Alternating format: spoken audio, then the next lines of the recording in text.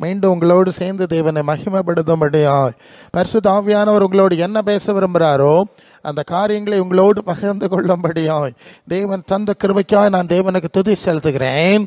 அன்புக்குரிய யாவருக்கும் ரட்சகரும் ஆண்டவருமாகிய இயேசு நாமத்தில் அன்பின் நல்வாழ்த்துக்கள். ஹல்லேலூயா. நான் எங்கே போனோன்னு எனக்கு தெரியாது. காஞ்சிரக்கோட்டை சாது கிருபாசன கிறிஸ்துவன் சபையின் ஸ்தாபகர் அங்கே நான் ஞானஸ்நானம் எடுத்ததுனால அவர்கள் மூலம் ஆவியானவர் பேசினார், நீ போய்கொண்டே இருக்க வேண்டும், தேவன் உனக்கு இடம் ஆயத்தம் பண்ணுவார், எங்கெல்லாம் உனக்கு அவர் ஆயத்தம் பண்ணுறாரோ அங்கெல்லாம் நீ கற்றுக்கொண்டவைகளையும் உன்னோடு இருந்து பேசுகிறவைகளை நீ பேச வேண்டும் என்று சொல்லி தமிழ்நாட்டிலும் கேரளாவிலும் மலையாளத்திலும் தமிழிலும் எங்கெங்கேயோ நிற்கிறேன். எனக்கு தெரியல. அல்ல, அது அவருடைய காரியம்தான், இது நம்ம காரியம் இல்லை. அல்ல, நல்லது, அப்படி செய்யட்டும். நம்ம வசனத்தில் போனோம். யோவான் சுவிசேஷம் 10ஆம் அதிகாரம் 10ஆம் வசனத்தில் யோவான் 10:10 சொல்லுகிறது, திருடன் திருடவும் கொல்லவும் அழிக்கவும் வருகிறோம், நானோ அவைகளுக்கு ஜீவன் உண்டாயிருக்கவும் அது பரிபூர்ணப்படம் வந்தேன் என்று சொல்லுகிறார். இங்கே திருடன் என்று சொல்லி பிசாசை அவர் குறிப்பிடுகிற ஒரு காரியத்தை நாம் புரிஞ்சிடணும். பிசாசு நம்முடைய ஆரோக்கியத்தை திருடுகிறான். பவர் வராதா? கஷ்டமாக இருக்குமா? இல்லைன்னா வேற சிஸ்டம் இருக்கு, வச்சிடலாம். ஓகே, நம்முடைய ஆரோக்கியத்தை அவன் திருடுகிறான், நம்முடைய வருமானத்தை திருடுகிறான், சமாதானத்தை திருடுகிறான், சந்தோஷத்தை திருடுகிறான், அநேக காரியங்கள் நம்ம வாழ்க்கையில் அவசியமானதெல்லாம் திருடுகிறவன் பிசாசு.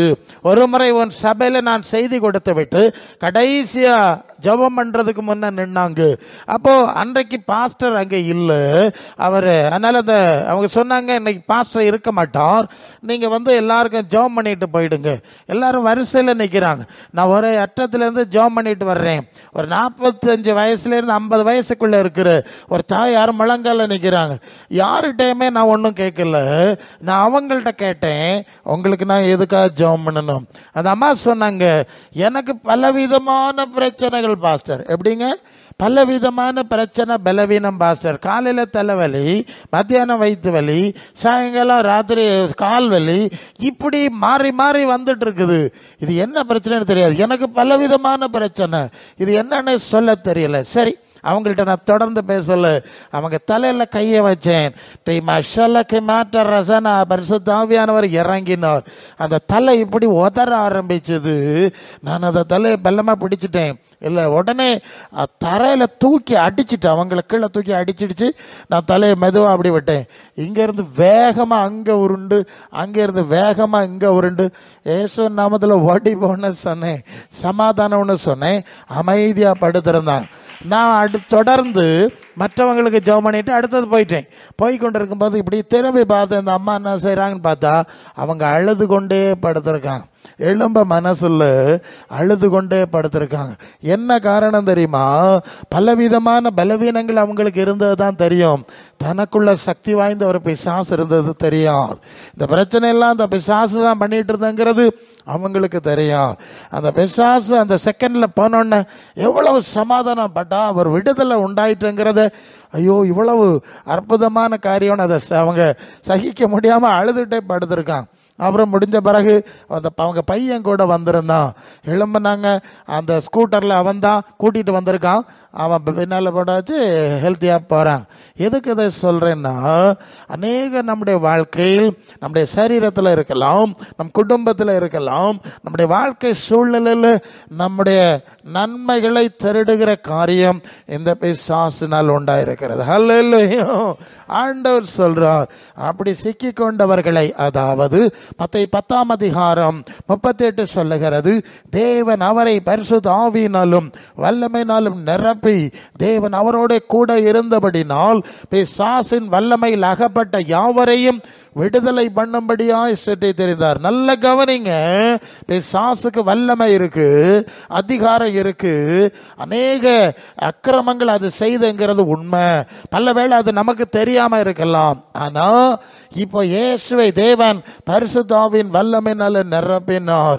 1 யோவான் நல்ல அதிகாரம் நல்ல வசனம் தானே, உலகத்தில் இருப்பவனிலும் உங்களில் இருப்பவர் பெரியவர்னு சொல்லியிருக்கு. பிசாசுக்கு சக்தி இருக்கு இல்லைன்னு சொல்லல, அதை விட பெரிய சக்தி பெரிய வல்லமையாய் பரிசுத்த ஆவியானவர் இயேசுக்குள்ள இருந்ததுனால தான் அவர் இப்படி பிசாசின் வல்லமையில் அகப்பட்ட யாவரையும் விடுதலை பண்ணினவராய் அவர் சுற்றி தெரிந்தார் என்று வாசிக்கிறோம். அதனால தான் 2000 ஆண்டுகளை கடந்து இயேசுவின் நாமத்தில் பிசாசின் வல்லமையிலிருந்து பல கட்டுகளிலிருந்து விடுதலை பெறுகிற ஜனங்கள் ஏராளம் தாராளம். ஹல்லேலூயா. என்னையா 2000 வருஷங்களை கடந்து ஒரு சாதாரண மனுஷனா பரதேசியா வாழ்ந்தவரை இவ்வளவு புகழ்ந்து தள்ளுறாங்கன்னா என்ன காரணம்? அந்த இயேசுவின் நாமத்தில் பேய் போயிடுது, அந்த இயேசுவின் நாமத்தில் வியாதி குணமாகுது, அந்த இயேசுவின் நாமத்தில் முடியாது இம்பாசிபிலிட்டிஸ் சொல்றதெல்லாம் பாசிபிள் ஆயிடுது. அதனால அந்த ஆண்டவருக்கு இவ்வளவு மரியாதை. ஹல்லேலூயா.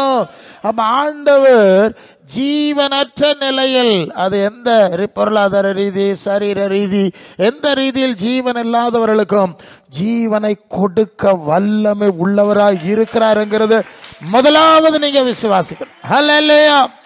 2வது ஆண்டவர் சொல்றார், நான் அவர்களுக்கு ஜீவனை மட்டும் கொடுக்கல, அந்த ஜீவனை பரிபூரணப்படுத்தணும். ஏன்னா ஜீவனை கொடுத்தா மீண்டும் பிரச்சனை வருது, ஒரு பிரச்சனை போனா வேற பிரச்சனை வருது, மாறி மாறி பிரச்சனை வரதான் செய்யுது. அதுக்கு என்ன காரணம்னு சொன்னா, ஆதி ஆகமத்தில் தேவன் மனிதனை தம்முடைய சாயலில் மகிமையாய் படைத்திருந்த போதிலும் அவர்கள் தேவ சித்தம் செய்யாம சாத்தா சித்தம் செஞ்சதுனால பெரிய சாபம் வந்துட்டுங்கிறது ஆதியாகமம் 3ஆம் அதிகாரம் 16 19 வரை படிக்கிறோம்.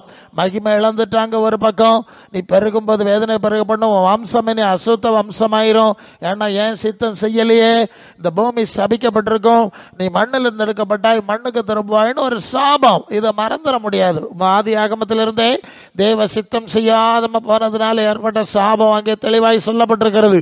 அப்ப இந்த சாபத்தின் பிடியில் ஒரு சபிக்கப்பட்ட சரீரத்திலே ஒரு சபிக்கப்பட்ட உலகத்திலே நாம் வாழுகிறோம் என்பதை முதலாவது மறக்க கூடாது. 2வது, ஆதாம் ஏவாள் தேவ சித்தம் செய்யாம சாத்தான் சித்தம் செஞ்சதுனால தொடர்ந்து சாத்தானுடைய ராஜ்யம் ஆளுகை இந்த உலகத்தில் வந்து விட்டது. அதனால தான் காயினை பிசாசு கொலைகாரன் ஆக்கி விட்டான். அவன் ஆபேலை கொலை செய்கிறான். யோவான் 8:44 இயேசு சொல்லுவார், பிசாசு ஆதி முதல் மனுஷ கொலை பாதகன், காயினை கொலைகாரன் ஆக்கணும் பிசாசு. ஆதியாகமம் 6:5 மனுஷனுடைய நினைவுகளின் தோற்றமெல்லாம் நித்தம் பொல்லாததா இருக்கிறது என்று கண்டார், தேவன் மனஸ்தாபப்பட்டார். ஏன்னா எல்லாரும் பிசாசனுடைய ஆளுகைகள் வந்துட்டாங்க, தேவ சித்தம் செய்யல. ஒருவேளை ஒரு ஏனோக்கு, ஒரு நோவா, ஒரு ஆபிரகாம் சிலர் இருந்திருக்கலாம், பலர் இல்லை. நோவா காலத்தில் அப்படித்தான், நோவாவை தவிர அத்தனை பேரை அழிக்க வேண்டியதாகிவிட்டது. அப்படி எல்லாரும் பிசாசின் சித்தம் செய்கிற மனிதர்களாக மாறிட்டாங்க. ஒன்று, இந்த பூமி தேவ சாபத்தில் வந்துட்டுது.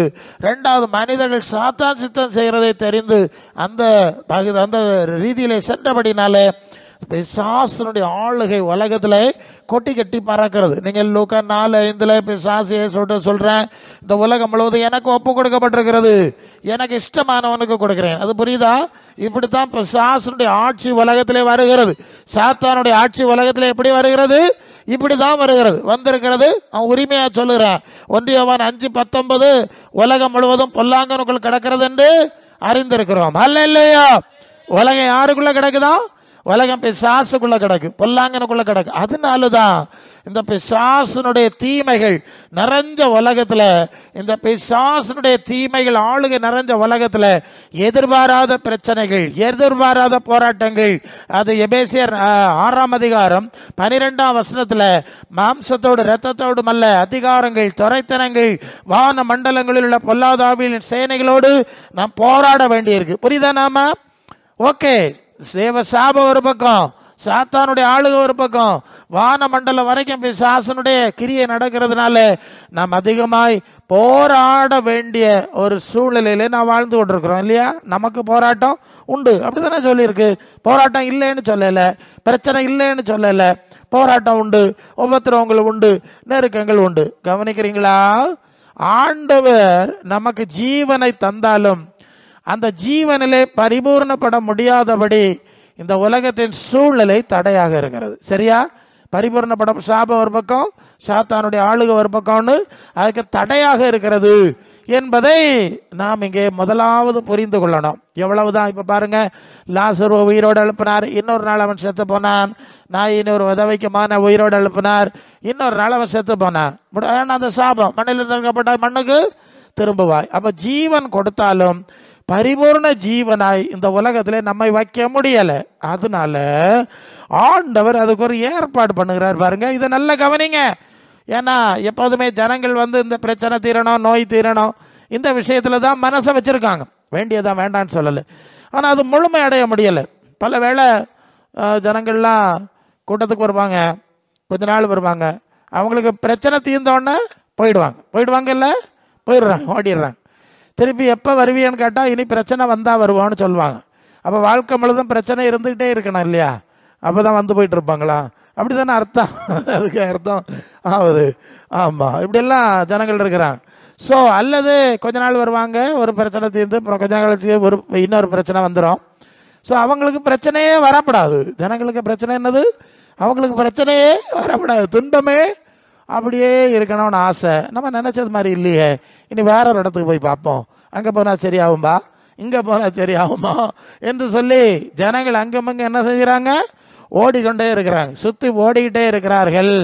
ஸோ இதுக்கு என்ன காரணம்னா, அவங்க இந்த உலகத்தில் பரிபூர்ணமான ஜீவனாக இருக்க விரும்புகிறாங்க. எப்படி பரிபூர்ணமான ஜீவனாக இருக்க விரும்புகிறாங்க, ஆனால் அவங்க விரும்புகிற வண்ணமாக பரிபூர்ணமான ஜீவனாக இருக்க முடியலை. அவங்களால இருக்க முடியலை, தாங்கள் எதிர்பார்த்த அளவுக்கு இருக்க முடியலைன்னு நினைக்கிறேன். அதனால அவங்க அப்படிப்பட்டதான ஒரு சூழ்நிலைக்குள்ளே அவர் சீக்கிரமா சோர்ந்து போற ஒரு சூழ்நிலை ஏற்படுறதை நாம் பார்க்கிறோம். அன்புக்குரியவர்களே, நாம் வாழுகிற உலகத்தை, நாம் வாழுகிற சூழ்நிலையை நாம் சரியாக புரிந்து கொள்ள வேண்டும். சரியா புரிந்து கொள்ளாவிட்டால், சரியாக நம்முடைய சூழ்நிலைகளை புரிந்து கொள்ள வேண்டும், புரிந்து கொண்டு வாழ பழக வேண்டும். நம்ம வாழுகிற உலகம் எப்படிப்பட்டது என்கிறதை நாம புரிந்து கொண்டு வாழ வேண்டியது அவசியமான ஒரு காரியம்.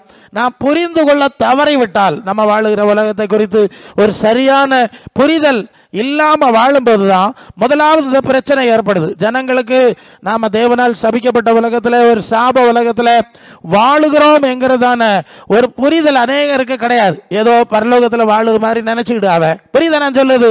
பிரச்சனையே வரப்படாது. கூட்டத்துக்கு வந்துட்டோம், பிரசங்காரே நாங்க கூட்டத்துக்கு வந்துட்டு இருக்கோம், நல்லதுதான், ஆனாலும் பிரச்சனைகள் வந்து போயிட்டே இருக்கு. அப்ப பிரச்சனை இல்லாம வாழணும்னு ஆசை நல்லதுதான், ஆண்டவருக்கும் பரிபூர்ண ஜீவனை கொடுக்க ஆசை நல்லதுதான். ஆனா அதுக்காக ஒரு ஏற்பாட்டை அவர் வைத்திருக்கிறார். ஹல்லேலூயா! அதைத்தான் நீங்க புரியணும். அது என்ன ஏற்பாடு என்று சொன்னால், என்ன ஏற்பாடு என்று சொன்னால் என்ன ஏற்பாடு என்று சொன்னால், யோவான் 14 அதிகாரம் 2 வசனத்துல, 14 அதிகாரம் 2 வசனத்துல ஆண்டவர் சொல்லுகிறார், ஒரு ஸ்தலத்தை உங்களுக்காக ஆயத்தம் பண்ண போறேன், நான் இருக்கிற இடத்துல நீங்களும் இருக்கும்படி நான் மறுபடியும் வந்து உங்களை என்னிடத்துல சேர்த்துக் கொள்வேன். இப்ப எல்லாருக்கும் கேட்குதா? ப்ராப்ளம் இல்லைன்னு நினைக்கிறேன். ஹல்லேலூயா! நல்லது. நான் உங்களுக்காக இன்னொரு ஸ்தலத்தை ஆயத்தம் பண்ணுவதற்கு போகிறேன். இந்த வார்த்தையை நல்ல கவனிங்க. ஏன்? பரிபூர்ண ஜீவனாய் நம்ம வாழணும். முதலாவது விஷயம், இங்க நாம ஏன் பரிபூர்ண ஜீவனை அடைய முடியல என்கிறத லேசா சொல்லிட்டேன். உங்களுக்கு புரியுதாம்மா? நல்ல சரியா புரியுங்க. எல்லா இடத்துலையும் எல்லா காரியத்தையும் அவ்வளவு சிறப்பாக சரிவா சொல்ல மாட்டாங்க, அதனால நிறைய கன்ஃபியூஷன்ஸ் இருக்கு. அதுக்கு தான் எனக்கு இந்த அழைப்பை ஆண்டவர் தந்து இதெல்லாம் எல்லா இடத்துலையும் சொல்லிக் கொடுக்கணும். சபையை ஸ்திரப்படுத்தும்படி, ஊழியக்காரர்களை ஸ்திரப்படுத்தும்படி, அவர்களை உற்சாகப்படுத்தும்படி சில அடிப்படைகளை உங்களுக்கு சொல்லி தரணும். அப்ப என்ன புரியணும்னா, இப்போ நாம தேவனால் சபிக்கப்பட்ட உலகத்துல, சபிக்கப்பட்ட சரீரத்துல, சாத்தானுடைய ஆளுகை நிறைஞ்ச உலகத்துல இருக்கிறோம். சரிதானா? இதுல உங்களுக்கு சந்தேகங்கள் இல்லை, புரிஞ்சுட்டீங்க? இந்த உலகத்துல ஆண்டவர் நமக்கு தர விரும்புகிற பரிபூர்ண ஜீவனை நமக்கு தர முடியல இல்லையா? ஏன்னா மீண்டும் மீண்டும் பிரச்சனை, சாத்தானோட போராட்டம். இப்ப காலையில கண்ணீர் போனா சாயங்காலம் என்ன செய்யணும்? அழணும். ஒரு வாரம் நல்லா இருந்தா மறுவாரம் அப்படித்தானே எங்க இருக்கு? அப்படிதான் இருக்கு. நீங்க எந்த சபைக்கு போனாலும் சரிதான், எந்த சூழ்நிலையில போனாலும் இப்படிதான் இருக்கும். சிலருக்கு அது புரியாது, ஏதோ வேற ஒரு இடத்துக்கு போயிட்டா எல்லாம் சரியாயிரும் போல இப்படி ஓடிக்கிட்டே இருப்பாங்க. நவர் முதலாவது புரியுங்க, நம்ம வாழ்ற உலகம் சூழ்நிலை இது. இங்கே இப்படி தான் இருக்குது. தேவ கிருபை நம்மை தாங்குகிறது. அலைகளை தாண்டி படகு போகிறது மாதிரி தான் போக வேண்டி இருக்கிறது என்பதை முதலாவது புரிஞ்சிருங்க. ரெண்டாவது, நாம் பரிபூர்ண ஜீவன் அடைவதற்கு நமக்கு ஒரு புதிய சூழ்நிலையை ஆண்டவர் உண்டாக்கி கொண்டிருக்கிறார். அதுதான் முக்கிய செய்தி. ஒரு ஸ்தலத்தை உங்களுக்கு ஆயத்தம் பண்ண போகிறேன். நான் இருக்கிற இடத்துல நீங்களே இருக்கும்படி நான் மறுபடியும் வந்து உங்களை இடத்துல சேர்த்து கொள்வேன் இல்லையா? அப்போ ஒரு ஸ்தலம், அது பிதாவின் வீடு. அங்கே அந்த பிதாவின் வீட்டுடைய சூழ்நிலை எப்படி இருக்குன்னா, வெளிப்படுத்தின விசேஷம் 21 முதல் வசனத்தில் புதிய வானம் புதிய பூமி உண்டாயிற்று, பழைய வானமும் பூமி இருந்த இடம் காணப்படவில்லை. 3ஆம் வசனத்தில் வெளிப்படுத்தல 21:3 என்ன சொல்லுது? மேலும் ஒரு சத்தம் கேட்டேன், இதோ மனுஷரிடத்துல தேவனுடைய வாசஸ்தலம் இருக்கிறது. ஹல்லேலூயா. அவர்கள் அவருடைய பிள்ளைகளாக இருப்பார்கள், அவர் அவருடைய தேவனாக இருப்பார். சரிதானே? அப்போ அங்கே தேவன் வாசமாக இருக்கிறார். அங்கே சாத்தான் கிடையாது, அங்கே சாபம் கிடையாது. சரிதானே?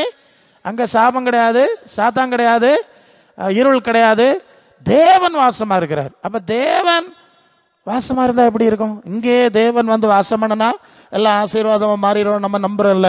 அது மாதிரி தேவன் வாசமாக இருக்கக்கூடிய ஒரு சூழல், தேவனோடு வாசமாக இருக்கிற அந்த ஏதேன் தோட்டத்தில் முதல்ல இருந்தாங்கல்ல, அது மாதிரி ஒரு சூழ்நிலை அங்கே இருக்க போகுது. அதனால என்ன நடக்கும்னு கேட்டால், அடுத்த வசனம் சொல்லுகிறது, அது 4ஆம் வசனம், அவருடைய கண்ணீர் யாவையும் தேவன் துடைப்பார். இனி மரணம் இல்லை, துக்கம் இல்லை, அலறி அழ வேண்டிய அவசியம் இல்லை. முந்தினவள் பூமியில் இருந்த முந்தின அந்த கஷ்டம் கண்ணீர் துன்பம் எல்லாம் ஒழிஞ்சு போச்சு. சிங்காசனத்தின் மத்தியில் இருக்கிறவர் நான் சகலத்தையும் புதிதாக்குறேன். நல்லா கவனிக்கிறீங்களா? இப்ப என்ன புரிஞ்சுங்க? கண்ணீர் கிடையாது. ஹல்லேலூயா. அங்க கண்ணீர் கவலை எல்லாம் கிடையாது. இங்க உள்ளதெல்லாம் முடிஞ்சிட்டு நல்ல மனசுல வைக்கணும். ஒரு சபையாய் கிறிஸ்துவுக்குள்ளே நாம் ஏன் அழைக்கப்படுகிறோம், இங்க என்ன நடக்குது, என்ன நடக்கணும் என்கிறத நீங்க தெளிவா புரியணும். ஏதோ பேக்க நோக்கி மட்டும் வந்துட்டு போகிற அனுபவம் கிடையாது.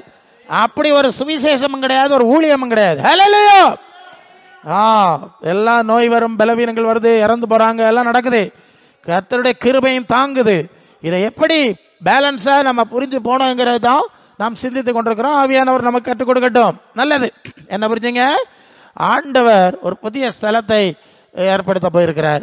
அவர் இருக்கிற இடம்னு சொல்றார். நான் அங்கதான் இருப்பேன்.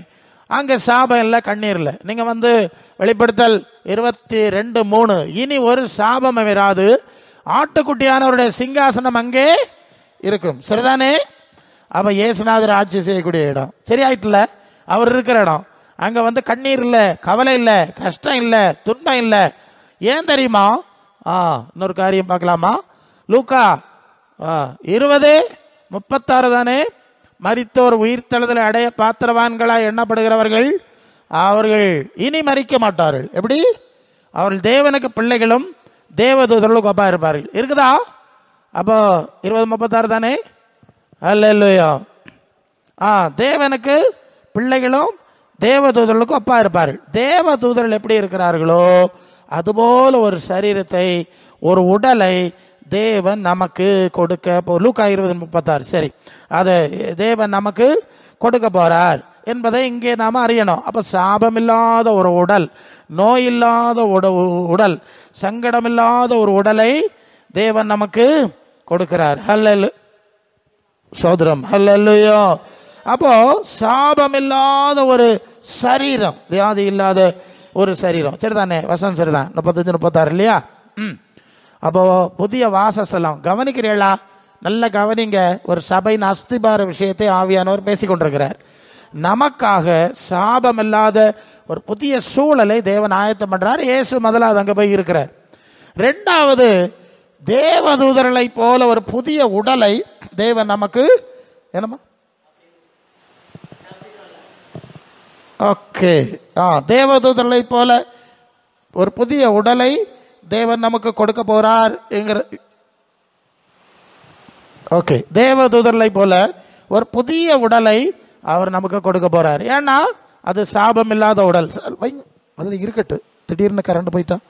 அல்லேலூயா. சரி, அப்ப தேவதூதர்களை போல ஒரு புதிய உடலை தேவன் கொடுப்பார். 1 யோவான் 3:2 அவர் இருக்கிற வண்ணமாகவே அவரை தரிசிப்பதனாலே அவருக்கு ஒப்பா இருப்போம் என்று அறிந்திருக்கிறோம். ஹல்லேலூயா. அப்ப இயேசு போல சரீரம் இல்லையா? அப்ப இயேசு இருக்கிற இடத்துல இயேசு இருக்கிறது போல ஒரு சரீரம், உடல் நமக்கு கொடுக்கப்படும். பிலிப்பியர் 3:21 20 21 நம்முடைய குடியிருப்பு பரலோகத்தில் இருக்கிறது. அங்கே இருந்து நம்முடைய இயேசு என்னும் இரட்சகர் வரை எதிர்பார்த்து காத்து கொண்டிருக்கிறோம். அவர் தம்முடைய வல்லமையான செயலினாலே நம்முடைய அற்பமான சரீரத்தை அவருடைய மகிமையான சரீரத்துக்கு ஒப்பாய் மறுரூபப்படுத்துவார். ஹல்லேலூயா. கவனிக்கிறீங்களா? இந்த சாபமான நோய் பிடிச்ச அழிவுக்குரிய அநித்தியமான உடலுக்கு பதிலாய் இயேசுவின் அழியாத உயிர் தெழுந்த சரீரத்துக்கு ஒப்பான ஒரு புதிய சரீரத்தை நாம் அடைய வேண்டும். ஹல்லேலூயா. ஒரு சாபம் இல்லாத புதிய சூழ்நிலை அடையணும். இதுதான் சபையினுடைய அஸ்திபாரம். இந்த அறிவு ஜனங்களுக்கு இல்லாததுனால தான் சாதாரணமாக ஒரு நோய்க்கும் பேய்க்கும் பிரச்சனைக்கு மட்டும் வந்துட்டு ஜனங்கள் ஓடி போகிறாங்க. நீங்கள் எங்கே போனாலும் ஒரு நாள் இதை வாழ்க்கையை முடிக்கணுமா வேண்டாமா? முடிக்கணும். இந்த வாழ்வு மாறி மாறி பிரச்சனை நிறைஞ்சது தான். இது ஜனங்களுக்கு புரியலை. அப்போ முதலாவது இந்த அடிப்படை நாம் ஆண்டவருடைய சபையாய் செயல்படும் போது இந்த அடிப்படையை நீங்கள் புரிந்து கொள்ள வேண்டும். பாஸ்டர் சொன்னாங்க, அந்த சபை அதில் வித்தியாசமான வரங்கள் உள்ளவர்கள் உண்டு. 1 கொரிந்தியர் 12 28 அந்த பகுதியை சரியாக விளங்குங்க. 12:28 கர்த்தரானவர் சபையிலே தேவனானவர் முதலாவது அப்போஸ்தலரை, 2வது தீர்க்கதரிசிகளை, 3வது போதகர்களை, அதுக்கு அடுத்தது என்னது? பின்பு அற்புதங்களை, குணமாக்கும் வரங்களை, ஊழியங்களை, ஆளுகைகளை, பலவித பாஷைகளை ஏற்படுத்தினார். சரி, போதும். இப்போ அப்போஸ்தலர், தீர்க்கதரிசிகள், போதகர் என்பவர்கள் ரொம்ப அடிப்படையானவர்கள். அதுக்கு அடுத்தது அற்புதம், அடையாளம், வரங்கள், வல்லமைகள். நல்ல கவனிங்க. அற்புத சுகம் பெறுகிறதுனால நீங்கள் பரலோக ராஜ்யத்துக்கு போக முடியாது. இது அடுத்த ஒரு இஷ்யூ. இது இந்த நாட்களில் பிரச்சனை தான். மத்தேயு 7:21 பரலோகத்தில் இருக்கிற பிதாவின் சித்தப்படி செய்கிறவனே பரலோக ராஜ்யத்தில் பிரவேசிப்பான். என்னை கர்த்தாவே கர்த்தாவே என்று சொல்கிறோம், பிரவேசிக்க மாட்டான். அந்நாளில் அநேகர் என்னிடத்தில் வந்து உங்களுடைய நாமத்தில் அற்புதம் செஞ்சோம், அதிசயம் செய்தோம் எல்லாம் சொல்வீர்கள். அப்பொழுது ஆண்டவர் சொல்வார், நீ பிதாவின் சித்தம் செய்யாதபடினாலே நீங்கள் அக்கிரம செய்யக்காரர்கள், என்னை விட்டு அகன்ற போங்கள். இப்போ புரியுதா? நம்ம நானாக இருந்தாலும் நான் ஜெபம் பண்ணுறேன், ஒரு ஆளுக்கு அற்புதம் நடந்துட்டா அது நிமித்தம் நான் பரலோகத்துக்கு போக போகிறதும் இல்லை, அந்த அற்புதம் நடந்த ஆள் போக போகிறதும் இல்லை. அநேகருக்கு அற்புதம் நடக்குது. ஆண்டவரே, எங்களுக்கு நாங்கள் கேன்சர் வியாதியில் செத்துக்கிட்டு இருந்தோம், எனக்கு நீர் தான் வாழ்க்கை தந்தீர், உயிர் தந்தீர். உயிர் தந்தேன், ஆனால் இப்போ உயிரை விட்டுக்கிட்டு தானே இங்கே வந்திருக்கா. அந்த கிடைச்ச உயிர் அங்கே விட்டா இல்லையா? தந்ததை விட்டுட்டா இல்லை. எனக்கு வீடு தந்தீர் ஆண்டவரே, நீர் வீடு. ஆமாம் தந்தேன், வீட்டை போட்டுட்டு தானே இங்கே வந்தா. புரியுதா? இப்போ என்னெல்லாம் நீ கேட்டியோ நான் தந்தேன், எல்லாம் அங்கே கிடக்கு. இப்போ இங்கே வந்து நிற்கிறாய் எங்கே? பரலோகத்தில். இப்போ கேட்பாரு, இங்கே வாரக்கு என்ன செஞ்சா நீ? எனக்கு சித்தம் செஞ்சியா? நான் சொன்னது கேட்டியா? ஏன் வழியில் இல்லையா? இதுதான் பிரச்சனை. ஜபகோபுரங்கள் ஜப கூடாரத்துக்கும் சபைக்கும் உள்ள வேறுபாடை நீங்கள் புரியணும். அல்ல இல்லையா? அநேக ஜனங்கள் டூர் போகிறது மாதிரி பல ஜப கூடாரத்துக்கு போவாங்க, போட்டு நம்ம அதுக்கு எதிராக பேசலை. ஆனால் சபை என்ன சொல்லுது? அப்படிப்பட்டது அல்ல. இங்கே அற்புதம் நடக்கும், அடுத்தது வசனம் கொடுக்கணும், தேவ சித்தம் செய்ய வழி நடத்தணும், ஏற்ற இறக்கங்கள் வரும் இல்லையா, லாப நஷ்டம் வரும், நெருக்கம், சோதனை வரும். இதெல்லாம் சபை தானே ஹேண்டில் பண்ணணும். அங்கே இதெல்லாம் நடக்காது. வர அற்புதம், வர அதிசயம் மட்டும்தான் நடக்கும். இங்கே அப்படி இல்லை. அந்த ஆத்மா கிறிஸ்துவுக்குள் பண்படுவதற்குள்ளே எல்லா காரியங்களையும் நாம் தேவன் செய்வார், நம்ம ஹேண்டில் பண்ணணும். இது இந்த நாட்களில் ஜனங்களுக்கு பிரச்சனை. நெருக்கம் வரப்படாது, பிரசங்கம் பண்ணிடப்படாது, உபதேசம் பண்ணிடப்படாது, கேட்குறதெல்லாம் கொடுத்துக்கிட்டே இருக்கணும், சீக்கிரம் கொடுக்கணும், பிந்திச்சுன்னா அதுக்கு இப்படியே ஜனங்கள் இருக்காங்க. ஏன்னா எப்படி நிறைய பிரசங்கமாக கொஞ்சம் ஓவராட்டு ஏதோ பேசுவாங்க, அதை கேட்டுறேன். தயவுசெய்து அதில் போகாதங்க. போனாலும் நீங்கள் ஒன்றும் நன்மை அடைய போகிறது கிடையாது. அதுதான் உண்மை. அது பேசினா அதுக்குள்ளே போகல, நம்ம வசனத்தில் போனோம். அப்போ சபையை வைக்கும்போது அற்புதங்கள் அதிசயங்கள் மட்டும் இல்லை, அஸ்திபார உபதேசம் வைக்கணும். அல்லேலூயா. அதனால்தான் அப்போஸ்தலரை நியமிக்கிறார், போதகர்கள், மேய்ப்பர்கள். இது இவங்களுக்கு தான் பரலோகத்தினுடைய அஸ்திபார உபதேசங்கள் தெரியும். அவர்களுக்கு தான் தேவன் ஆண்டவரை தான் வெளிப்படுத்தினார். அதனால தான் நீங்கள் மார்க் 3:14 தானே, இயேசு 12 பேரை தெரிந்தெடுத்து தம்மோடு கூட வைத்திருந்து அவர்கள் தம்மோடு கூட இருக்கவும் பிரசங்கிக்கவும் வியாதியை சுகமாக்கி பிசாசை துரத்தவும் அவர்களை அதிகாரம் உள்ளவர்களாக்கினார். இந்த 12 பேருக்கு அப்போஸ்தலர் என்று பெயரிட்டார். ஹல்லேலூயா. அப்ப இயேசு பரலோகத்துக்குரிய அஸ்திபார அனுபவங்களை இந்த அப்போஸ்தலர்கள் என்று அழைக்கப்படுகிறார், அல்லது ஆண்டவர் அப்படிப்பட்டவர்கள் அழைக்கிறார், அவர்களுக்கு கற்றுக் கொடுக்கிறார். ஹல்லேலூயா. நீங்க அந்த வேலையை செய்யணும். சுகமளிக்கிற வரவுள்ளவன் அந்த வேலையை செய்யட்டு, தீர்க்கதரிசனம் சொல்லுறவன் தீர்க்கதரிசனம் சொல்லட்டு, வேற காரியம் செய்யறவங்க எல்லாம் இருக்கு, அந்நிய பாஷை இருக்கு, வியாக்கியானம் இருக்கு, எல்லாம் இருக்கு. அவருடைய வேலையை செய்யட்டு. இப்ப சபையினுடைய அஸ்திபார விஷயங்களை போதித்து நடத்துகிற அதிகாரம் யாருக்கு கொடுத்தார்? அப்போஸ்தலருக்கு கொடுத்தார்.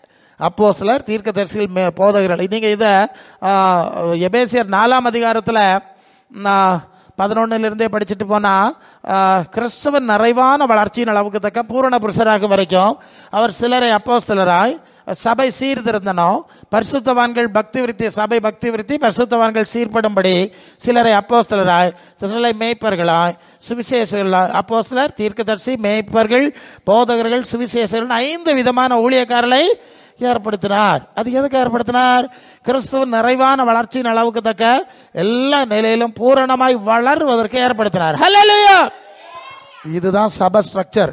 வெற அடையாளங்களும் அற்புதங்களும் தீர்க்க தரிசனங்களும் அல்ல, அது வேண்டியதே, அது சபையினுடைய ஒரு பகுதி தான்.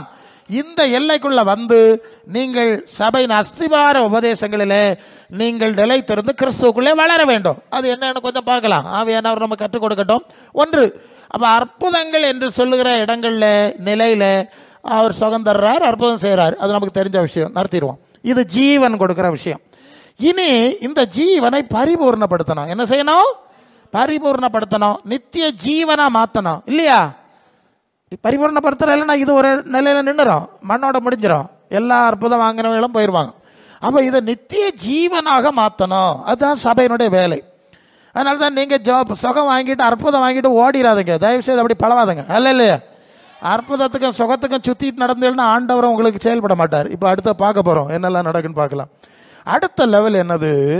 அந்த ஜீவனை பரிபூர்ணப்படுத்தணும், அதை நித்திய ஜீவனாக்கணும், அழியாத ஜீவனாக்கணும். ஏன்னா அவர் இருக்கிற இடத்துல அவர் இருக்கிற வண்ணமா போய் இருக்கணுமே, அதுல பிரதானம். அதுக்கு என்ன செய்யறது? யோவான் 10:27-28. யோவான் 10:27-28. என் நாடுகள் என் சத்தத்துக்கு, நல்ல வார்த்தை இருக்கு, என் நாடுகள் என் சத்தத்துக்கு செவி கொடுக்கிறது. ஒவ்வொரு வார்த்தையும் பார்த்துக்க. நான் அவைகளை அறிந்திருக்கிறேன், அவை எனக்கு பின் செல்லுகிறது, நான் அவைகளுக்கு நித்திய ஜீவனை கொடுக்கிறேன், அவைகள் ஒரு காலம் கெட்டு போகாது, ஒருவனும் அவைகளை என் கையிலிருந்து பறித்துக் கொள்வதில்லை. நல்லா கவனிங்க, இந்த வசனம் ரொம்ப முக்கியமான விஷயம். என்னுடைய ஆடுகளா இருந்தா என் சத்தத்துக்கு செவி கொடுக்கணும். செவி கொடுக்கணுமா வேண்டாமா? இல்லை பிரசங்கரே, நாங்கள் செவி கொடுக்க மாட்டோம், எங்களுக்கு போகணும், நோய் போகணும், பிரச்சனை மட்டும் தீரணும், வேற ஒன்றும் பேசிடப்படாது, இல்லையா? அப்படி தானே? இப்போ ரொம்ப வருஷத்துக்கு முன்னே ஒரு இடத்துல நான் ஒரு ஊழியக்காரரை பார்க்க போனேன், ஒரு பாஸ்டர். அவர்கிட்ட வராந்தாவில் அவருக்கு வீட்டு வராந்தாவில் இருந்து பேசிகிட்டு இருந்தேன், புதுக்கடை பக்கம், தூரம் பார்த்துடுங்க. அப்போது பேசிகிட்டே இருக்காள் ஒரு தாயார் அங்கே வந்தோடனே இந்த பாஸ்டர் என்கிட்ட சொல்லுவார், பாஸ்டர் இவங்களுக்கு நீங்கள் கொஞ்சம் ஆலோசனை சொல்லணும். சொன்ன மனுஷன் சொல்லிட்டு எழுப்பி வீட்டுக்குள்ளே போயிட்டார். எப்படி? நான் பார்த்தேன், என்னடா இது, நான் எங்கேருந்தோ வந்திருக்கேன், இது இவருக்கு சபைக்கு வர்ற ஒரு ஆத்மாவாக இருக்கும், எனக்கிட்ட ஆலோசனை கொடுக்க சொல்கிறாரு. ஒன்றும் புரியலையே, ஆனாலும் வெளியே காட்டலை, சுதாரிச்சுக்கிட்டேன். பொறுப்பு ஆண்டவர் தந்தாச்சின்னு நான் செய்யணும், அவ்வளோதானே, அதை இதையும் பேசப்படாது. சரி, அவங்கள்ட்ட என்ன பேசணும்னு தோணுச்சோ அப்படி ஒரு 2 நிமிஷம் பேசியிருப்பேன். அப்படியே எனக்கு ஃப்ளோவாக வந்துக்கிட்டே இருக்கும், எனக்கு கிருபாது, நான் பேசினேன். அந்த பொம்பளை சொல்லுது, பிரசங்கியாரே எனக்கு உபதேசம் ஒன்றும் பண்ணாண்டா, ஒரு செபம் வேண்டாம் பண்ணுங்க. கொள்ளாமா? எப்படியா? உபதேசம் வேண்டாம், செபம் வேணுமா? அப்போதான் எனக்கு மனசிலாச்சு, இவங்களை என்ன கையில் நீங்கள் உபதேசம் பண்ணுங்கன்னு சொல்லிட்டு இந்த பிரசங்கியார் ஏன் ஓடி போனாருன்னு அப்போதான் மனசிலாச்சு. சரி, வேதத்தை கேளாதவனுடைய ஜபமும் அருவருப்பானது, நீதிமொழிகள்ல இல்லையா? அப்படியெல்லாம் சொல்லி இருக்கு, உங்களுக்கு அது தெரியாதுன்னு நினைக்கேன், அல்ல இல்லையா? சரி, என்ன செய்யுது, இருட்டா கிடக்கே, இப்படி இருக்கே, வெளிச்சம் உதிச்சனமே இல்லையா? பொதுப்படையா எங்களுக்கு பிரசங்கமாக இருக்கு, சமாளிச்சுக்க 1000 வழி ஆண்டவர் சொல்லிடுவார். அப்படி மூடி போஞ்சு ஜோம் பண்ணி ஓகே விட்டுட்டு, அல்ல இல்லையா? இது மாதிரியாக ஜனங்கள் சில பாவ தகப்பன்மார்கிட்ட வந்து, ஒய் அது இடம் இந்த ரூபாயிடம் அந்த ரூபாயிடம் கள்ளத்தனமா எல்லாம் பேசுவான். ஸ்மோக்கிங் ஃபீஸ் ஆக்கும், அந்த ஃபீஸ் ஆக்கும், ஏமாற்றி வாங்கிட்டு போயிடுவான். அப்போ லே இப்படி இல்லை அப்படி இல்லை இல்லைன்னு நீ ஒழுங்க ஒரு வார்த்தை பேசிடப்படாது. நான் கேட்குது தர முடியுமா முடியாதா? எப்படியா அவர் வச்சிருக்கிற பணம் இவனுக்கு வேணாம், அவர் சொல்லுவதை கேட்கப்படாது. சில பிள்ளை அப்படி இருக்கு இல்லையா? இப்போ ஒத்த ஆசை, இப்போ நீர் பேசப்படாது, தர முடியுமா தர முடியாதா? இப்போ சொல்லலாம் இவன் பெரிய அதிகாரி தலைவன், முந்தா நாள் வந்து முளைச்ச காலம் அல்ல இல்லையா? இப்படி எல்லாம் சொல்லுவதை பார்க்கும். இது மாதிரியாக இப்போ ஆளுவலாம் நாங்கள் கேட்டது தர முடியுமா தர முடியாதா அதான் சொல்லலாம். நீர் எங்கள்கிட்ட ஒன்று அதிக பிரசங்க தானே பேசணும், ஏசுனாருட்டே ஆக்கும். யார்கிட்ட? நானா சுகம் தாரது, பாஸ்ரா தாரது. நாங்கள் அவர்கிட்ட கேட்டுறது வண்டி தரணும், ஆண்டவரே வந்திருக்கு, அப்படி 1000 நியாயம் சொல்லணும். கேட்குறீங்களா? உங்களுக்கு மனசிலாவதில்ல. ஒரு நீதிபதிக்கு முன்ன வக்கீல் வாதாடுறான் இல்லை, அவன் இவன் கள்ள பயலாக இருப்பான். இந்த கள்ள பயலுக்காக வேண்டி அப்படி இல்லை மை லார்டு, இப்படி இல்லை மை லார்டு, அங்கோடி லார்டு இங்கோடி, கள்ள பயலுக்காக வேண்டி ஒரு வக்கீல் வாதாடுவான். வாதாடி வாங்கி கொடுக்க அவன் படாத பாடுபடுற மாதிரி ஆகும். நாங்களும் அங்கே ஆண்டவர்கிட்ட போய் நின்று ஆண்டவரே அப்படி ஆகும் இப்படி ஆகும் இது ஆக்கா அது ஆகும் 1000 நீ கேட்டதான் தரையில் இல்லை. இங்கே வந்து இப்போ நாங்கள் வக்கீல் வேலை செய்யணும். ஒரு இடத்துல சனிக்கிழமை ஒரு உபாசத்துக்கு போயிருந்தேன். நான் அப்படி உட்காந்துருக்கிறேன். முதல்ல ஆராதனை பகுதி. அப்போது அந்த பாஸ்டர் அடிக்கடி சொல்லுவார், ஆண்டவரே நாய்க்குட்டிகள் மேஜையிலிருந்து விழும் துணிக்கைகளை தின்னுமே, மேஜையிலிருந்து விழும் துண்டுகளை தின்னுமே. இந்த ஆராதனை ஜெபம் நடந்துட்டு இருக்கு. அந்த வேலை இவர் லீடு பண்றாரு, இப்படி லீடு பண்றாரு. எனக்கு மனசிலாயிட்டு, சங்கதி மனசிலாயிட்டு, மனசில் வச்சுக்கிட்டேன். செய்தியெல்லாம் முடிஞ்சு கூட்டம் முடிஞ்சோடனே இருந்தாலும் அவர் என்ன சொல்லுறாருன்னு பார்ப்போம் கேட்டேன். என்ன பாஸ்டர் அடிக்கடி பிள்ளைகள் நாய்க்குட்டி நாய்க்குட்டி மேசையில் இருந்து துண்டு தின்னுமேன்னு சொன்னிய, அது என்ன? அவர் சொல்றார், நீங்க ஒரு சீனியர் பாஸ்டர், உங்களுக்கு தெரியாதா பாஸ்டர்? இங்க வந்திருக்கிறதெல்லாம் பிள்ளை கிடையாது, உங்க பிள்ளைகள் வந்திருக்கிறாவ, ஆண்டவர் அதை கொடுக்கணும்னா அவர் கோபப்பட்டு ஓடிடுவாரு. எப்படிங்க ஓடிடுவாரு? பிள்ளையா கொள்ளாமே. அதனால இல்லப்பா நாய் தான் பேய் தான். அது என்னது? அது மத்தேயு சுவிசேஷத்தில் அந்த பிள்ளைகளின் அப்பத்தை எடுத்து 15:26 மத்தேயு 15:26 ஒரு பொம்பளை ஏசுனார்கிட்ட வந்து எனக்கு பிள்ளைக்கு சோமல்ல, பேய் பிடிச்சிருக்கு, கஷ்டம் நஷ்டம் எல்லாம் சொல்றா. ஆண்டவர் பதிலே சொல்லலை. நல்லா கவனிக்கிறீங்களா? அவ சத்தம் போட்டே இருக்கா, எனக்கு சோம் கொடுங்கன்னா நோ ஆன்சர், பதில் சொல்ல. அவர் பாட்டு போயிட்டு இருக்காரு, கண்டுக்கிடாம போறாரு. இல்ல கொஞ்சம் மாசமா ஜோம் பண்ணி பாக்குறேன், கண்டுக்கிடாம இருக்காரு, கண்டுக்கிடாம போறாரு. சோ இப்ப சீசர்கள் பார்த்தா, சீசர்லாம் யாரு? நாங்க தான். ஆண்டவர் இவ வந்து ஒரு கொஞ்ச நாளா கூட்டத்துக்கு வர்றாங்கல்ல, நாங்களாம் ஆண்டவர் அண்ணா வராரு என்ன நிற்காரு உனக்கு செய்வார்லாம் சொல்றோம், ஒன்றும் நடக்க மாட்டேங்குது, கஷ்டமா இருக்கு, ஏதாவது கொடுக்கப்படாத ஆண்டவர். உங்கள்கிட்ட இங்க ஒன்று பேசிட்டு அங்க போய் ஒன்று பேசணும்ல. நானும் சொல்லிட்டேன் உடைய நாமத்துல நீர் கைவிட்டப்படாது, என்ன வெக்கப்படுத்த 1000 பாடு எங்களுக்கு வெக்கப்படுத்திடப்படாது, உங்களுடைய நாமத்துல சொன்னேன், நீர் ஏதாவது ஒன்று செய்யணும். சில இடத்துல அப்படிதாங்க, இந்த மாதிரிலாம் ஜோமன்லாம் கொண்டு வருவாங்க, ஜப வீட்டில் வச்சுருப்பாங்க. நான் அப்படி சுற்றி நடக்கிறவங்க எல்லா சபைக்கு போவேன். அப்போ அங்கே பல பிரச்சனைகள். அப்போது சிலதெல்லாம் சிக்கலாக படுக்கையில் வச்சுருக்கோம் முந்தின காலம். அப்போ பாஸ்மார் சொல்லுவாங்க எப்படி பாஸ்டர் இப்படின்னு. அப்போ நான் ஆண்டவர்கிட்ட ஜோம் பண்ணுவேன், வந்திருக்க ஆளுகளுக்கு தகுதி இருக்கோ இல்லையோ இங்கே இருந்து கரையாத்தி அனுப்பிடணும், வேற ஏதாவது நியாய தீர்ப்பு போட்டா வீட்டில் வச்சு பார்க்கணும். அல்ல இல்லையா? இங்கே ஜப வீட்டில் கொண்டு வந்து எங்களை அவமானப்படுத்தி போடாதீங்க, உங்களுடைய நாமத்தையாக நாங்கள் பேசணும் பெரிய. அதனால நன்மை செய்து இங்கே இருந்து கரையாத்தி விட்டுறணும். வேற ஏதாவது உமக்கு நியாயம் உண்டு நாங்கள் வீட்டில் பேசிடுங்க. இல்லைன்னா நாங்கள் சொல்ல வேண்டிய வார்த்தை இருந்தால் சொல்லுவோம் செய்வோம். உமக்கு ஒரு ஆளுக்கு ஜப சுகமையை கொடுக்க விரும்பலைன்னு வச்சுக்கிடுவோம், விடுதலை கொடுக்க விரும்பலைன்னா என்ன செய்யணும்? இங்கே இருந்து விடுச்சு எங்கே கொண்டு போயிடணும். இங்கே வந்துட்டு இல்லை, இங்கே வந்தாச்சு கால் வச்சாச்சு நாங்களும் கூப்பிட்டாச்சுன்னா அதுக்கு ஒன்று இப்படியெல்லாம் நான் சொல்லுவது உண்டு. சரி, இது மாதிரியாக்கம் நாங்களும். அப்போ அந்த பிள்ளைகளின் அப்போ மத்தேயு 15:26 அப்போ அந்த பொம்பளை கூப்பிட்டுட்டே இருந்ததா, இவர் பதில் சொல்லலையா? சீசல் சொல்லலாங்க, காலையிலேருந்தே கிடந்து சத்தம் போடுவா இல்லையா, கேக்கு இதை கொடுத்து விடப்படாதா அப்படின்னு சொன்னோன்னு ஆண்டவர் சொல்லாரு, பிள்ளைகளின் அப்பத்தை எடுத்து நாய்க்குட்டிகளுக்கு போடுகிறது நல்லதில்லை, கொள்ளாமா பாடு. நாம வருத்தம் பாடு போராட்டம் சோதனையில கிடந்து கசங்கி கண்ணீர் வடிச்சிருந்தா நான் சொல்லிட்டாரு. உங்களுக்கு நான் என்ன தோணும்? இவர்கிட்ட செபிச்சதும் போறோம் எல்லாம் போறோன்னு பேகம் எடுத்துட்டு பறந்துட மாட்டியலாகும். அந்த பொம்பளை அது செய்யலை. ஏன்னா கொஞ்ச காலமா கொஞ்சம் இடையெல்லாம் பறந்து காணும் இல்லையா? இல்லையா? கொஞ்சம் இடையெல்லாம் பறந்துருக்கேன் இல்லையா? உள்ள இடையெல்லாம் வட்டம் கராக்கி அந்த கோபுரம் அந்த கூடாரம் எல்லாம் கறங்கிட்டு வந்தது இல்லையா? இனி எங்க போறது பெருசுங்காரு இல்லையா? அதனால காண உள்ள அதனால அது பார்த்தது இதுவும் காரியம் இல்லை. இன்னொரு காரியம், அந்த பொம்பளை ரொம்ப கிளவரா செஞ்சது. இவர் நாயின்னு சொன்னா அவ ஓடி இருக்கணும். அவ சொல்லிட்டா மெய்தான் ஆண்டவரே, மெய்தான், நான் நாய் தான், எனக்கு தகுதி அதுதான், உள்ளதுன்னு சொல்லி இருக்குது. வெப்பராளப்படுக்கு என்ன இருக்கு? இல்லை இல்லையா, சில ஆளுகளுக்கு வெப்பராளம் வந்துடும். உலகத்தில் ஆளுவ எல்லாம் என்ன பண்ணுவாங்கன்னா, நம்ம எல்லாம் பொல்லாத ஆளுவா இருந்தாலும் அக்கா அண்ணி மைனி சொல்லிட்டு அடிச்சு பொக்கி பேசிடுவாங்க. இந்த இடத்துல நாங்கள் நிற்கும் போது எங்களுக்கு அப்படி செய்ய வைக்காது. நாங்கள் பேசணும்னு நினைச்சாலும் அது வில்லங்கமாக வந்து விடலாம். நான் பார்த்துருக்கேன். நான் தான் வருஷக்கணக்காக பேசுகிறேன்ல. இப்படி பேசப்படாது, கொஞ்சம் மெதுவாக போனோன்னு போனால் கராம்பரான்னு வர்றோம். சில வேளை கொஞ்சம் வேகமாக பேசணும்னு நினச்சா ஆண்டவர் இப்படி கொண்டு போய் மாறி மாறி நடக்கிறத பார்த்துருக்கோம். ஏன்னா தேவ சமூகத்தில் நிற்கிறது இல்லையா, அவர் பேச வேகம் அதுக்கு ஏற்ப இருக்கும். நீங்கள் பிரசங்கியார் பேசுறாருன்னு நினச்சிடப்படாது. அல்ல இல்லையா, இந்த இடத்துல இந்த காலத்தில் இந்த அறிவு கம்மி. முந்தின நாட்களில் என்ன சொன்னாலும் கேட்டுக்கிடுவாங்க, என்ன சொன்னாலும் திட்டினாலும். ஏன்னா அவங்களுக்கு தெரியும் அவர் ஊழியக்காரர், அவர் நிற்கிய கேட்டால் அவருக்கு அழைப்பு வேற, அவர் நிற்கிய இடம் வேற, அதை மரியாதையாக கேட்டுட்டு போயிடணும். அதுக்கு அந்த பக்கம் பேசப்படாதுன்னு நல்லா தெரியும். இல்லைன்னா அதுவும் வில்லங்கத்தில் முடிஞ்சிடும். சரியா, அதனால் போயிடுவாங்க.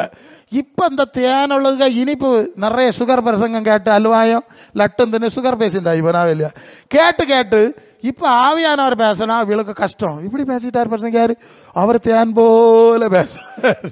தேன் போல பேசி புண்ணெல்லாம் அழுவி நாரி நாசமாகணுமாகும். சில்பது கணம் இல்லையா? ஓகே சரி.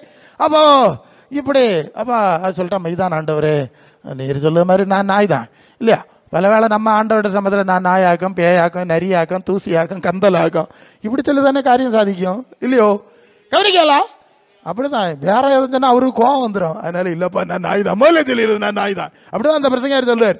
அப்படித்தான் ஏதாவது வாங்க வேண்டியிருக்கு. அப்போ ஆண்டவர் பார்த்தார், சரி பரவாயில்ல, என்ன ஒப்புக்கொண்டா இல்லையா, பாவத்தை ஒப்புக்கொண்டா இல்லையா, தாழ்த்தினா இல்லையா, நல்லது, நீ போ, விரும்புகிறபடி ஆகிடாது. அப்போ பெருமை உள்ளவனுக்கு தேவன் எதிரியா இருக்கிறார், தாழ்மை உள்ளவனுக்கு கிருபளிக்கிறார். யாக்கோபு 4:6. அப்போ இது போல முதல்ல தாழ்மையா வந்து ஆண்டவர்கிட்ட வாங்கலாம். அப்போ நாங்களும் என்ன செய்வோம்னா, ஆண்டவர்கிட்ட ஜெபம் பண்ணும்போது பல நியாயங்கள் பேசுவோம்.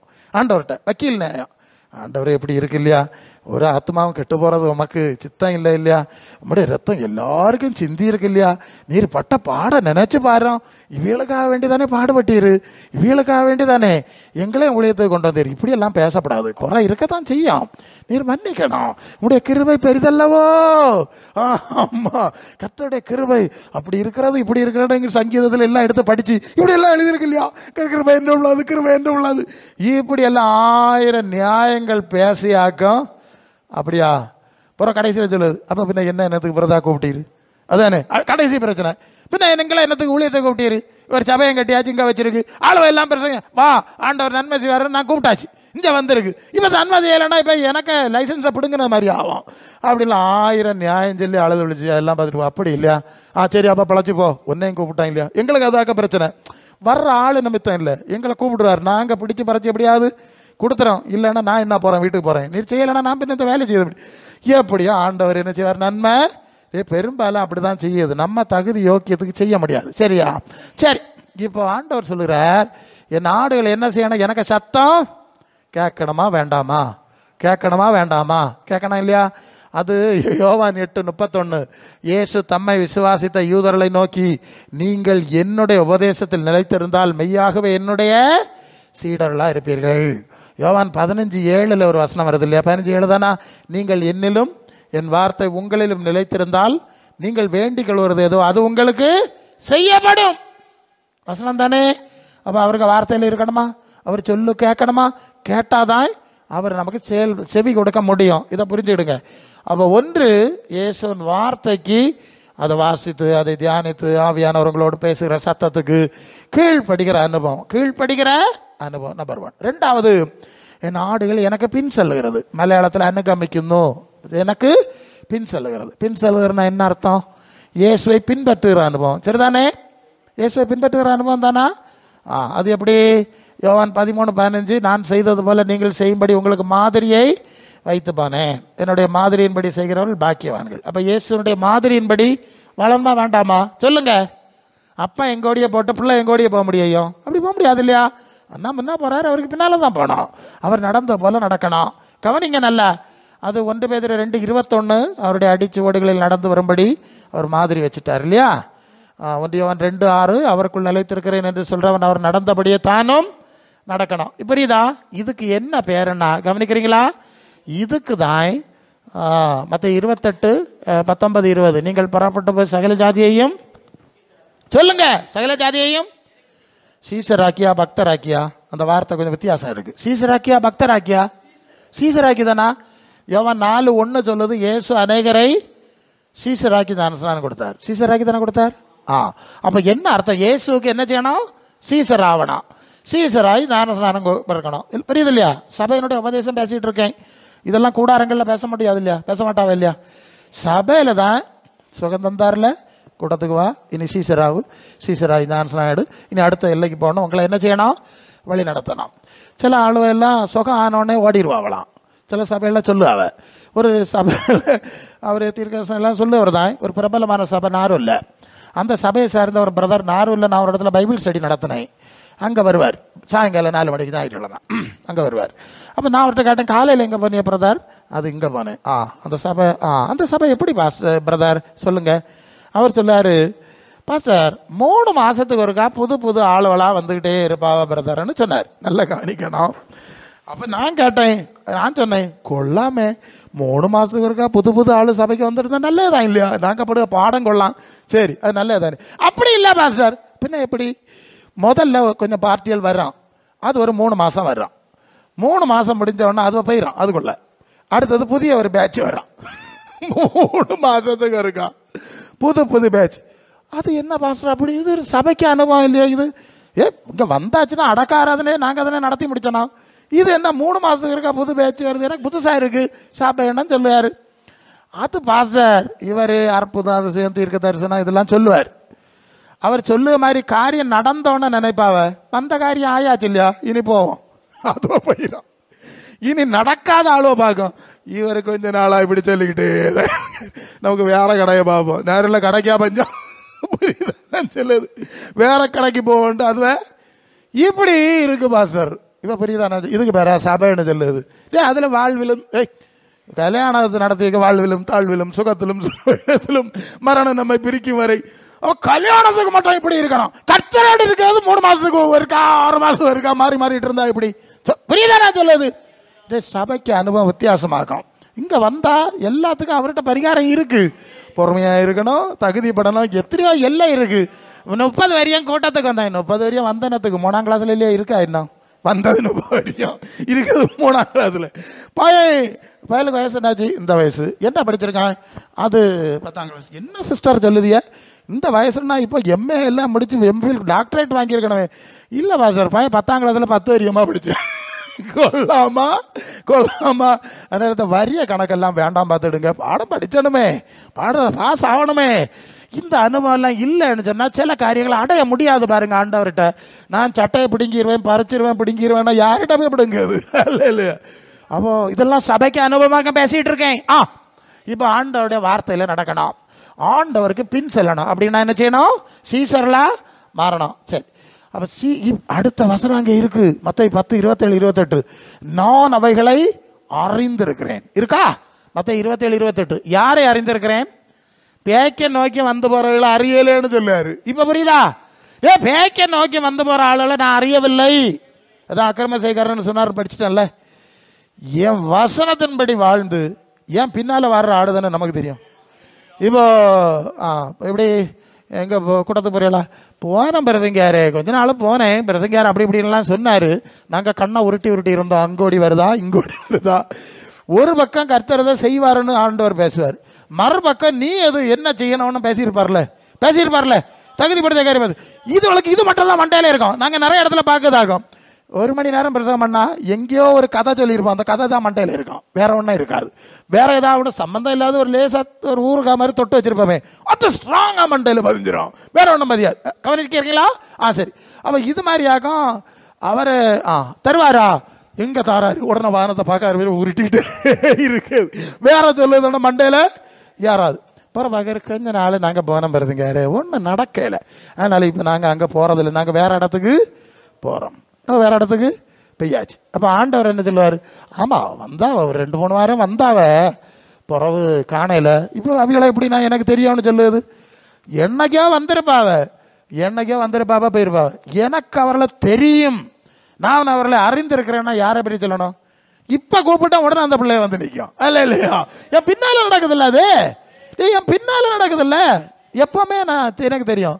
என்னைக்கு 6 மாசத்துக்கு ஒரு வார ஆளு யாருக்கு தெரியும்? சில ஆளு ஊழியங்களே அப்படிதான். பாஸ்டர் நாங்க முன்னால வந்திருக்கேளா அது ஏதோ ஒரு சமயத்தை சொல்லுவோம், 6 மாசமோ 2 வரையும் முன்னால அன்னைக்கு பேய பிடிச்ச வேலை வந்தோம். அப்புறம் என்ன ஆச்சு? கட்டிலோட தூக்கிட்டு வந்தா பிரசங்க யாரு?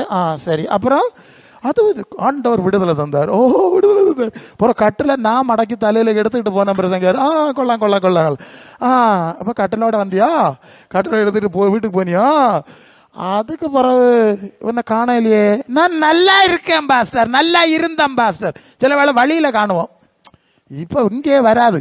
நாங்க பைக்கில் எங்கேயோ வண்டியில போற வேலை, அண்ணா போற பிரதரை எங்கேயோ பார்த்தது மாதிரி இருக்கு, அண்ணா அந்த சிஸ்டரை எங்கேயோ பார்த்த மாதிரி இருக்குன்னு பையன் நடத்தி, பிரதர் நீங்க இன்னாரு தானா இந்த கூட்டத்துக்கு? ஆமாம்மா பிரசங்க யார வந்தேன், அதான் இப்போ நேரமா சொன்னாங்க கட்டில் ஓடி தூக்கிட்டு வந்தது.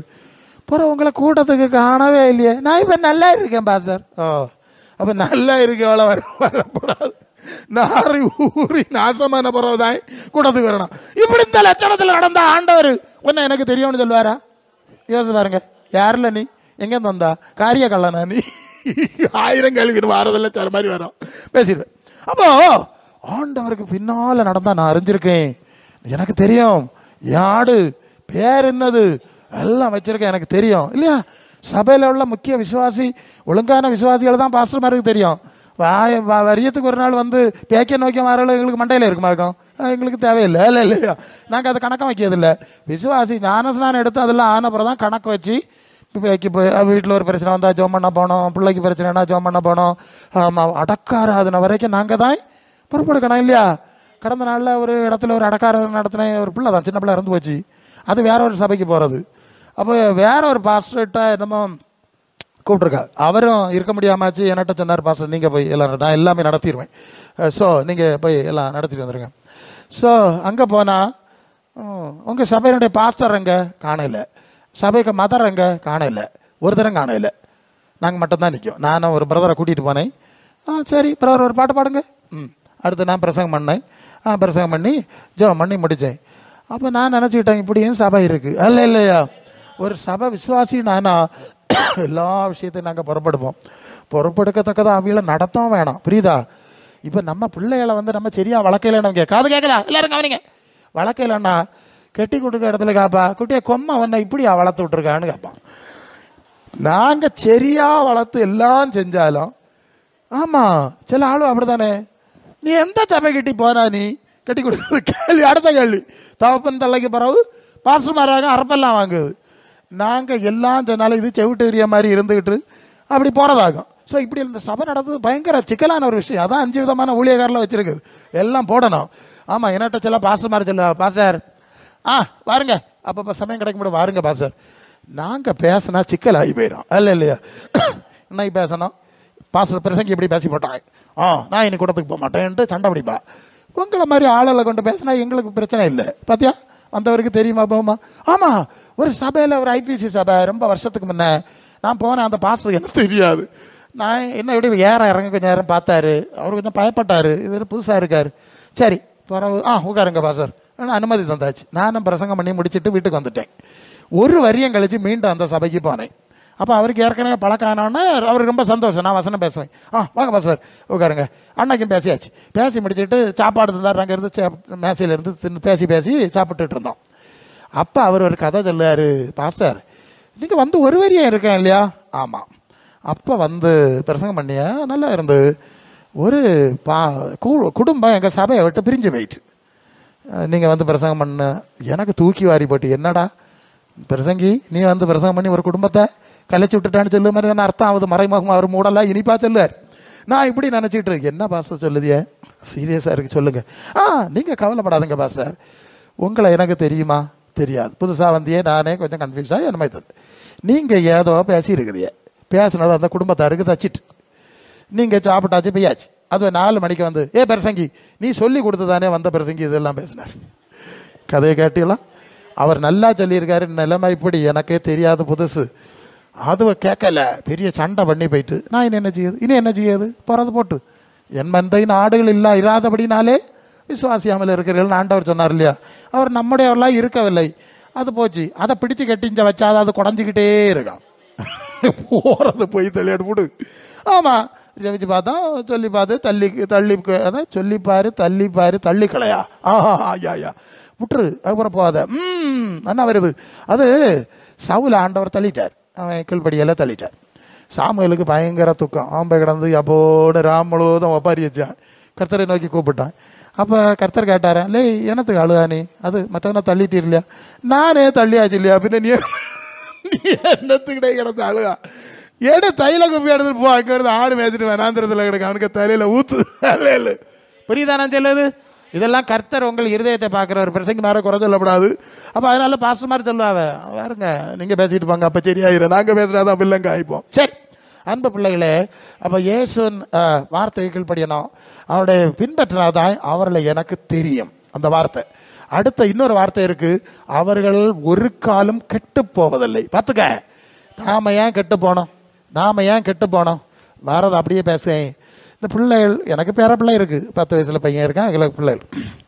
இந்த பிள்ளைகளை இடுப்புல எடுப்பான், இடுப்புல எடுப்புனா அதுவும் சரவி சரவி சரவிக்கள் இறங்கிடும். அதுகளுக்கு அங்கே போனோம் இங்கே போனோம். இங்கேயோ ஆபத்தான சூழ்நிலை இருக்கு, என்னத்தையும் ஒன்று கண்டோன்னா இடுப்புல இருக்காது, ஒரு பட்டம் வரை இருக்கும், பிறகு இருக்காது, இறங்கி போயிடும். இல்லையா, காலு கொஞ்சம் வளர்ந்து ஓடப்புற ஆகிட்டோன்னா கட்டி தான் போடணும். சரி, இறங்கி போயிடும். எஸ், நெய்யூரில் ஒரு பிரபலமான மருத்துவமனை இருக்குது.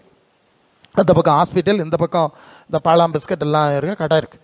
அது ஒரு பஸ் ஸ்டாப்பு. நான் பஸ் ஏறுறதுக்கு அந்த பக்கம் இங்கேயே போகிறதுக்கு நிற்கிறேன். அந்த பக்கத்தில் ஒரு தாப்ப ஒரு சின்ன பையனை கையை பிடிச்சி பத்திரமா கூட்டிகிட்டு வந்தார். இந்த 2 பக்கத்து ரோடையும் கவனமாக பார்த்து அந்த ரோடை கிராஸ் பண்ணி மறுபக்கம் அந்த பழக்கடையில் அவருக்கு என்னத்தை வாங்கணும், பொருள் வாங்க, ஏதோ ஒரு பழமோ ஏதோ வாங்குறதுக்கு இந்த பையனுக்கு கையை விட்டுக்கிட்டு மேலே அதை எடுக்க போனார். இந்த பையன் என்ன செஞ்சான்னு தெரியுமா? என்ன உணர்வு தோணுது தெரியாது, பட்டார்னு கையை விட்டோன்னு அந்த ரோடை கிராஸ் பண்ணி மறுபக்கம் போயிட்டான். அங்கேருந்து எவ்வளவு பக்கம் எங்கள் எல்லாரும் பார்த்துட்டு நிற்கிறோம், இங்கே கொண்டு வந்தார். இந்த கையை விட்டோன்னா தான் உண்டு, இந்த பையன் திருப்பியும் வீட்டுக்கு அங்கே போகிறதுக்கு, தாயார் அங்கே இருந்திருக்குமா இருக்கும், போகிறதுக்கு சட்டார்னு ஓடிட்டான். அந்த நேரம் அங்கே இருந்த ஒரு கார் வந்து, அம்பாசடர் கார், அது எல் போர்டு போட்ட பழகினர் வண்டி. அவனுக்கு கண்ட்ரோல் பண்ண தெரியுமா? நல்ல காலம். அந்த பக்கத்தில் ஒருத்தன் இருந்தான், டபுள் கிளச்சு டபுள் பிரேக் வச்சுருப்பாங்களாம், இதை கண்ட்ரோல் பண்ணுறது. கரெக்டாக பிரேக்கு போட்டோம். நாங்கள் எல்லாரும் பார்த்துட்ருக்கோம். கரெக்டாக அந்த பையனை தட்டிச்சுன்னா தட்டவில்லை, கரெக்டாக. ஆனால் அந்த பையன் கரெக்டாக சுருண்டு நடு காரில் விழுந்துட்டான். கார் தட்டி விழுந்தது மாதிரி எங்களுக்கு தெரியலை, அவ்வளோ படாமல் கரெக்டாக என்ன வண்டி ஸ்லோவாக வந்து பறக்கிடுச்சு. இந்த பையன் சுருண்டுக்களை விழுந்துட்டான். ஆனால் அடி ஒன்றுமே படலை. பயங்கர ஷாக்கான காரியம். எல்லாருக்கும் ஷாக் ஆயிடுச்சு. கொஞ்ச நேரம் வண்டியை எடுக்கல, என்னடா இது, ஏன்னா எதிர்பாராமல் வந்ததில்ல, ரோடை பார்த்து ஓட்டிக்கிட்டு தான் வர்றோம், திடீர்னு வந்து சாடுனா அவன் என்ன செய்வான்? மிராக்கிள். எதுக்கு சொன்னேன்? இடுப்பில் இருத்துனா, இடுப்பில் இருக்காமல் வழி போனால் இப்படிப்பட்ட ஆபத்துகள் வரும். கரத்தை பிடிச்சி கூட்டிகிட்டு போய் கொஞ்சம் விட்டாதான் உண்டு, சாடியாச்சு. இப்படி எல்லாம் ஆளுவ உண்டு. இப்படி ஆண்டவர் சொல்கிறார், அவைகள் ஒரு காலம் கெட்டு போகாது. யார் கெட்டு போகாதுன்னா, என் வசனத்தில் நடக்கும் இல்லையா, என்ன பின்பற்றி எனக்கு சீஷத்துவத்தில் அனுபவத்தில் சபையின் அனுபவத்தில் நடக்கும் இல்லையா, அது கெட்டு போகாது. அவைகளை அறிஞ்சிருக்கிறேன். அவைகள் என் இன்னொரு வார்த்தை இருக்கு, அவைகளை ஒருவனும் என் கையிலிருந்து பறித்து கொள்வதில்லை சொல்லியிருக்கா, வசனம் இருக்கா? அப்போ இயேசுனாருடைய கையில் இருக்க அனுபவம்னா உங்களுக்கு என்னன்னு தெரியுதா? இது உங்கள்கிட்ட இருக்கா அந்த அனுபவம்? இல்லை பிரசங்க, நாங்கள் அப்பப்போ பேயா வரும்போது மட்டும் வருவோம். கொரோனா வந்தால் வருவோம், இல்லைன்னா வேற சோக்கேடு ஆஸ்பத்திரி போகிற பைசா இல்லைன்னா வருவோம். இருந்தால் பெரிய ஆஸ்பத்திரியில் அவனுக்கு இறங்கி எல்லாம் கரைஞ்ச அப்புறம் வருவோம். இப்படியாக ஆளுவ அப்படி இருக்கக்கூடாது. பார்த்துக்க, எப்போ பார்த்தாலும் ஆண்டவரோட உள்ள ஐக்கியத்தில் இருக்கணும். அப்படி இருந்தா அடுத்த வார்த்தை சொன்னார், நான் அவைகளுக்கு என்ன கொடுக்குறேன்? நித்திய ஜீவனை. அப்போ ஜீவன் கொடுக்கறது இலவசம். இன்னொன்று சொல்லிடுறேன், நான் வர்றது அப்படியே பேசணும். அது யோவான் 8:36 8:36, குமாரன் உங்களை விடுதலை ஆக்கினால் மெய்யாகவே, கவனமாக எல்லாரும் கேட்கணும், குமாரன் விடுதலை ஆக்கினா விடுதலை அப்படின்னா என்ன அர்த்தம்னா, புதுசாக நாங்கள் ஊழியங்களுக்கு போவோம், இல்லைன்னா நீங்கள் சபைக்கு வருவீங்க, வந்தோன்னா உங்கள்கிட்ட பெருசாக ஒன்றும் கேட்கறதில்ல இல்லையா? இயேசு நாமத்தில் ஒரு ஜெபம் பண்ணோடனே ஒரு நோய் போவோம், பேய் போவோம், ஒரு பிரச்சனை தீரும். இது இயேசு இலவசமாய் நமக்கு கொடுக்கறதான நன்மை.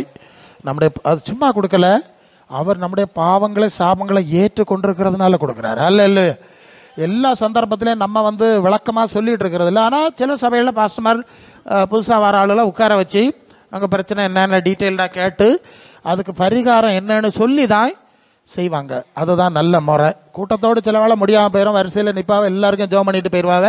அதுலேயும் ஆண்டவர் கிரியை செய்கிறார், இல்லைன்னு சொல்லலை. அதுக்கு அடிப்படை என்னன்னு சொல்லுவேன், கவனிங்க, ரொம்ப மனசில் வைங்க. அது என் ஊழியத்தில் நாங்கள் கருங்கல் பக்கம் ஊழியத்துக்கு போயிருக்கோம். ஒரு தாய் தன்னுடைய மகளை கூட்டிகிட்டு ஒரு வீட்டு கூட்டம், நான் இப்போ தான் அதெல்லாம் பிரசங்கம் பண்ணுவேன், வந்திருக்கேன். அந்த தாய் சொல்லுது, என் அம்மாவா நல்லா பேசிகிட்டு இருந்தா திடீர்னு பேசபடி அம்மா ஆயிடுச்சு, நான் என்னென்னமோ செஞ்சு பார்த்தேன், ஒன்றும் சரி வரல. இந்த வீட்டம்மா சொல்லிச்சு, இங்கே ஒரு பிரசங்க யார் வருவார், அவர் சுவம் பண்ணுவாருன்னு சொல்லிச்சு, அதனால் கூட்டிகிட்டு வந்தேன்னு சொல்லிச்சு. நல்லா கவனிங்க, அவளுக்கு ஒரு 23 வயசு இருக்கும். அந்த பிள்ளை பக்கத்தில் நிற்க நல்லா இப்போ சமீபத்தில் ரொம்ப வருஷத்துக்கு பிறகு அவளை பார்த்தோம், ஒரு இடத்துல கட்டி கொடுத்துருக்கேன்னு கண்டுபிடிச்சி நாங்கள் பார்த்தோம். சரி, அப்போ கல்யாணத்துக்கு முன்னே அப்போ நல்லா பேசிகிட்டு இருந்தால் திடீர்னு பேச முடியாமச்சு. அப்போது நாங்கள் எல்லாம் செய்து பார்த்தோம். என்னத்தை செய்து பார்த்திய? அது நாங்கள் கத்தோலிக்கம் பிரசங்க யார் கத்தோலிக்கத்தில் அவைகளுக்கு தந்தையாம் கடவுள், மைந்தனாம் கடவுள், தூயாவி கடவுள், இறைவனின் தாய் கடவுள், அடுத்தது தேவ தூதர்கள் இல்லையா, மிக்கேலு அதிதூதர் இல்லை நிறைய இருக்குல்ல தேவதூதர்கள், அடுத்தது புனிதர்கள், எப்படியும் ஒரு 33 கோடி இருக்கான். சரியா, மொத்தம் கணக்கு பார்த்தா அப்படி நிறைய பாதுகாவலர்கள், பாதுகாவலிகள் இல்லையா. அதனால் இருக்கனால ஒரு இடத்துக்காக போனோம், அங்கே எல்லாம் சுற்றினோம், முழுவத்திரி கொளுத்தினோம், உருண்டு புரண்டு பார்த்தோம். பரவு இதுதான் எல்லாம் செய்து பார்த்தா. அவளாம் பேரை தான் சொல்லிவிடுது. நாங்கள் சில ஆள்கிட்ட சொல்ல போனா, நாங்கள் எல்லாம் தாய் சபையாக்கோம், நீங்கள் எல்லாம் பேரப்பிள்ளை சபை, அப்படி எல்லாம் என்ன சபையாம்? தாய் சபையாம், திருக்குடும்ப சபையாம். இங்கே இருக்குது எல்லாரும் எனக்கு தெரியலையே. அல்ல இல்லையா, வாரதை தெரிஞ்சு வைங்க, எல்லாருக்கும் தெரியட்டும், பாஸ்டர்மாருக்கும் தெரியட்டும். அப்போ நீங்கள் தாய் சபையா, திருக்குடும்ப சபையா, அது எங்கே இருக்கு? அது ரோமாபுரியில் தாய் சபை இருக்கா? இது எந்த தாயை சொல்லுது நீங்கள்? அப்போஸ்தலர் நடபடிகள் 1ஆம் அதிகாரம் 5ஆம் வசனம் என்ன சொல்லுது? நீங்களோ பரிசுத்த உன்னத யோவான் ஜலத்தினால் ஞானஸ்நானம் கொடுத்தான், நீங்கள் சில நாட்களிலே பரிசுத்த ஆவியினாலே ஞானஸ்நானம் பருவீர்கள். சரியா, 5ஆம் வசனம். அப்படியே 8ஆம் வசனத்துக்கு வந்துருங்க. பரிசுத்த ஆவி உங்கள் மேல் வரும், நீங்கள் பலன் அடைந்து எங்க? எருசலேம் தானே, அடுத்தது யூதேயா, அடுத்தது சமாரியா, அடுத்தது உலகம் முழுசும். இங்கே ரோமாபுரியின் உள்ள பேரே அதில் இல்லை, அது வேற விஷயம், இருக்கட்டும். அப்போ எங்கே இருக்கணும்? எருசலேமை விட்டு போகாமல். அதான் அப்போஸ்தலர் 1:5 அதில் வருது, நீங்கள் எருசலேமை விட்டு போகாமல் உன்னதத்திலிருந்து வரும் பலனால் தரிசிக்கப்படுவரை எருசலேமில் காத்திருங்கள். லூக்கா 21:49 24:49 சரி, அங்கேயும் படிக்கிறோம். ஹல்லேலூயா. எங்கே இருக்கணும்? எருசலேமில். எதுக்கு இருக்கணும்? பரலோகத்திலிருந்து வல்லமை வாரதுக்கு. அப்போஸ்தலர் 1:14 அநேக ஸ்திரீகளோடும் இயேசுவின் தாயாகிய மரியாளோடும் சகோதரரோடும் சீசர்களோடும் இயேசுவின் தாயாகிய மரியாளோடும் ஒருமனப்பட்டு ஜெபத்திலும் வேண்டுதலிலும் என்னத்துக்கு தெரிச்சிருந்தார்கள்? பியா போகிறதுக்கா, சுகம் கிடச்சதுக்கா, கடந்து இருக்க ஜபிச்சா வேணும். பார்த்துக்க, ஜபங்களுக்கு காரியம். அவர்கள் பரிசுத்தாவிக்காக ஜெபம் பண்ணார்கள். அல்ல பரிசுத்தாவியை பெற்றார்கள் இல்லையா?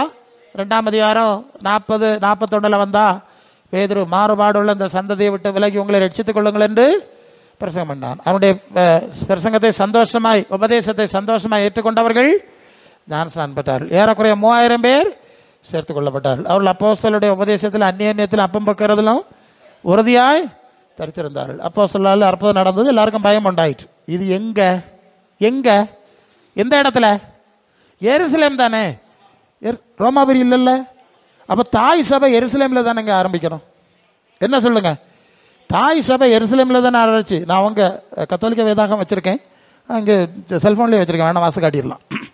அப்போ தாய் சபை ரோமாபுரியிலே ஏற்படவில்லை, அது எருசலேமில் தான் ஏற்பட்டது. தாய் சபை பரிசுத்தாவின் வல்லமையினாலே ஏற்பட்டது. அது வேற உபதேசங்கள் எல்லாம் கொண்டு வந்து நடக்கலை. வேற மாரியம்மா அந்த அம்மா எல்லாம் கொண்டு சிலை வச்சு ஒன்றும் உண்டாக்கல இல்லையா? இதானே தாய் சபை. இந்த தாய் சபைக்கும் உங்கள் சபைக்கும் சம்மந்தம் இருக்கான்னு கேட்டேன். உங்கள் திருவிவிலியத்தில் தானே இருக்குது, இதுக்கும் அதுக்கு சம்மந்தம் இருக்கா? இல்லை. அப்போ தாய் சபையோட நீங்கள் சொல்ல தாய் அது இயேசுவின் தாய் கிடையாது. இயேசுவின் தாய் எருசலேமில் இருந்திருக்காங்க. அதுக்கு பிறகு எங்கே இருந்தாங்கன்னு தெரியலை, அதோட முடிஞ்சு போச்சு. அவங்க தான் ஆதி திருச்சபையினுடைய மதராக இருந்தார்கள். அவங்கள்ட்ட போய் தான் எல்லாரும் சொல்லுவாங்க, மதரே எங்களுக்காக ஒன்று 3 ஒன்று கேட்கணும். யார்கிட்ட கேட்கணுமா? 3 ஒன்று எங்கே ஓடியெல்லாம் போகுது இல்லை, சரி 3 கேட்கணும் அப்படி சொன்னால் அவளா? உலகத்தில் இருந்த வேலையை ஒரு காரியம் என்னன்னா, காணாவூர் கல்யாண வீட்டில் ரசம் தீர்ந்து போச்சு. அப்போது இயேசுவின் தாய் வந்து மோனே அவளுக்கு ரசம் இல்லை என்ன சொன்னோன்னே, அம்மா உனக்கு எனக்கு என்ன, ஸ்திரீயை உனக்கு எனக்கு ஏன் வேலை வரையலை. உடனே அந்த பொம்பளை ஒதுங்கிட்டு, யார்? இயேசுவின் தாய். ஏன் ஒதுங்கிட்டாவேன்னா அவைகளுக்கு இந்த பிள்ளைக்கு காரியம் எல்லாம் தெரியும். எப்படி உங்களுக்கு நில்லுங்க, கதையை சொல்லுவோம். தெரிஞ்சுட்டு போவோம். தெரியாது உள்ள கற்க கசடற கற்ற பின் நிற்க அதற்கு தக. ரைட். இப்போ இந்த அம்மா எங்களுக்கு உனக்கு என்ன, என் வேலை வரையலைன்னு சொன்னோன்னு, என் வேலை வரையலை என் நேரம் வரவில்லைன்னு கரெக்டாக இருக்கு. உடனே இந்த அம்மாவுக்கு புரிஞ்சிட்டு அது ஒதுங்கிட்டு. ஏன் ஒதுங்கிட்டேன்னா, 12 வயசு இருக்க வேலையை திருக்கோவிலுக்கு போனாவ தேவாலயத்துக்கு. என்னத்துக்கு? திருவிழா கொண்டாடுறதுக்கு, தேன்குழல் வேண்டதுக்கு. அங்கே போயாச்சு. அங்கே போய் கொண்டாட்டம் எல்லாம் பிடிச்சோன்னா இவ்விய தேன்குழலை மிச்சரம் வாங்கிட்டு ஆகோஷத்தில் வீட்டுக்கு நம்மளுக்கு வேண்டியது கிழக்காப்பட்டியும் தேன்குழலும் தானே. அவரை விட்டுட்டு அவரை காணல, அவர் இருக்க வேண்டிய இடத்துல போய் இருந்திருக்காரு. அதான் காரியம். சரியா? அங்கே போய் பிந்தி வந்தாச்சு. வந்த பிறகு பயலை காணல, தேன்குழல் தின்ன கறக்கத்தில் பயலை மறந்து. அதுல இப்ப நடக்குது. திருவிழா கூட்டத்தில் பிள்ளைகள் காணாம போறது எல்லாம் இது தானே. இவ கிழக்காம்பட்டியும் கண்ணாடி பட்டியும் பார்த்து பார்த்து பார்த்து பிள்ளை விட்டுருவா. இப்படி பயலை விட்டுட்ட வேணும் திருப்பி அடிச்சு 2 வாடி வந்தா. அவர் அங்கே இருக்க வேண்டிய இடத்துல போதகர்மாரோடு இருந்து அங்கே வேத ஆலோசனை. இது என்னது, இதுக்கு பொருள் இப்படி இல்லையா, பெரிய பிரசங்க. அவங்க அதை கொள்ளாமே. ஆமா, அவர் இருக்க வேண்டிய இடத்துல அவர் இருந்தாரு, நீங்க போக வேண்டிய இடத்துல போயிட்டு வட்டம் கறக்கிட்டு போனீங்க. அவர் பேசிட்டு இருக்க, நல்லா கவனிச்சிடுங்க, எல்லாம் பயங்கர விஷயமாக்கும். அங்க போய் மகனே நானும் உன் தகப்பனும் இவ்வளவு கவலையோட உன்னை தேடணும், ஏன் இப்படி செய்தாய் கேட்டாங்களா? கேட்டாங்கல்ல. ஏசுநாதர் இப்படி பார்த்து, என்னம்மா சொல்ல நீ எனக்கு அப்பனம்மா சேர்ந்து என்ன தேடினேளா? யோசேப்பு எனக்கு அப்பனா? தேவதூதன் வந்த என்ன சொன்ன அவனாட்ட? கதையெல்லாம் மாத்தி போட்டியாளா? இப்போ ஏன் பிதா பரலோகத்தில் இருக்காரு, அவருக்கு வேண்டிய காரியத்தை எல்லாம் இருக்கணும்னு சொன்னால நீங்க தேன்குழல் வாங்கிட்டு வீட்டுக்கு போறீங்க, நான் இங்கே இருந்தேன். இப்ப புரியுதா? நான் இருக்க வேண்டிய இடத்துல இருந்தேன், அவருக்கு காரியத்துக்கு வந்தேன். நான் யோசேப்பா அப்பனா? அப்பன் கொள்ளலாம், நல்ல கதை. தேவதூதன் சொன்ன கதையெல்லாம் மாத்திட்டு கள்ள கதை, அப்படித்தானே அர்த்தம் ஆகுது. அந்த அம்மாவுக்கு மனசுல ஆயிட்டு சிக்கல் தான். அந்த தேவதூதன் வந்து வாழ்த்தினவளே அவளுக்கு சிக்கல் தான். இது கொஞ்சம் வில்லங்கமான விவகாரம், தொடக்கமே வில்லங்கம் தானே. இது எப்படிப்பட்ட பிள்ளையோ தெய்வமே எல்லாம் மனசுல வச்சுக்கிட்டா. ஓஹோ, அதனால இப்ப மனசுல ஆயிட்டு ஏசுநாதர் நம்ம பிள்ளை இல்லை, அவர் பிதாவின் குமாரன். நல்ல அவர்கிட்டவே நீ அதை செய்வோன இதை செய்வோனா நடக்குமா? அவர் சொல்லார், பிதாவினுடைய சித்தம் செய்ய நான் வந்திருக்கேன். அது யோவான் 18:36 தானே. பிதாவினால் பரிசுத்தமாக்கப்பட்டும் உலகத்தில் அனுப்பப்பட்டிருக்கிற நான் தேவகுமாரன் அங்கிருந்து வந்திருக்கேன். அவர் அனுப்பியிருக்கார், அவர் கர்த்தருடைய ஆவியானவர் என் மேல இருக்கார், அவருக்கு சித்தம் செய்ய தான் வந்திருக்கேன், நான் சுயமா செய்யலும். இவர்கிட்ட போய் மரியா சொல்லி காரியம் சாதிச்ச முடியுமா? டக்குன்னு வழங்கிட்டு இந்த அம்மாவுக்கு. ஆமா ஆமா சரிதான். உடனே அந்த அம்மா போய் அந்த திராட்சை ரசம் இல்லைன்னெல்லாம் சொல்ல வந்த ஆளெல்லாம் கூப்பிட்டு, நான் சொல்லி காரியம் ஒன்றும் ஆக போறதில்ல, என்ன கடந்து இப்படி சுற்றி சுற்றி வராதுங்க, ஓத்துற வச்சாதுங்க. என்ன எனக்கு ஓத்துற வச்சது? அவர் திட்டி தீக்காரு. அவருக்கு அனுப்புன ஆளு சொல்லுதான் செய்வாராம், நான் சொல்லி செய்ய மாட்டாராம். ஒன்று செய்யுங்க, அவர்கிட்ட போய் நின்றுடுங்க, அவர் என்ன சொல்லுகிறாரோ அதன்படி செஞ்சா உங்க காரியம். மரியாதையா நீங்களாம் அங்கெங்கெல்லாம் தெரியாதனமா சுத்தப்படாது. சுத்தினியலா பழைய காலத்தை சுத்தினா எனக்கு தெரியல, ஏன்னா வந்த சொன்னேன். அவர் சொல்லுதை மரியாதையா கேட்டு அவர் பாதத்தில் இருந்தியன்னா, அதாவது லாசரு வீட்டுக்கு ஆண்டவர் போவார். மார்த்தா மரியான்னு 2 சகோதரிகள் உண்டு இல்லையா? இந்த மார்த்தா வந்து இயேசுவன் பாதத்தில் உட்கார்ந்து அவர் சொல்லுவதே கேட்டுட்டு இருந்தா. மரியா மார்த்தா தான் கூட்டிட்டு வந்தா. அங்கே அப்படிதான் இருக்கு. மார்த்தா தான் இயேசு அங்கே வழியில் வரவள, ஐயா போதகரே, நல்ல போதகரே, பிரசங்காரே, ஒன்று எங்கள் வீட்டுக்கு ஒன்று வந்து ஒரு செவம் பண்ணிட்டு போயிடணும்னு கூப்பிட்டான். சரி அவர் போனார். போட்டு இருந்துடுங்க பாஸ்டர், நான் சாய் காய்ச்சிட்டு வரேன், இல்லைன்னா வேற என்னத்தையாவது சாப்பாடு கொடுக்கணும்னு நினச்சிருக்கலாம். அங்கே போய் அவ வந்து கூப்பிட்டுட்டு வந்தாச்சு. இனி நல்ல பிரசங்கார் சந்தோஷமா சோம் பண்ணணும்னா கோழி அடித்து ஆட்டை அடித்து நல்ல சாப்பாடு கொடுத்தாதான் இவர் சந்தோஷமாக செவிப்பார்.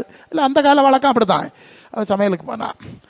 மரியா வந்து இயேசுநாதருடைய பாதத்தில் உட்காந்து இவர் சொல்லுறது கேட்டுக்கிட்டே இருந்தா.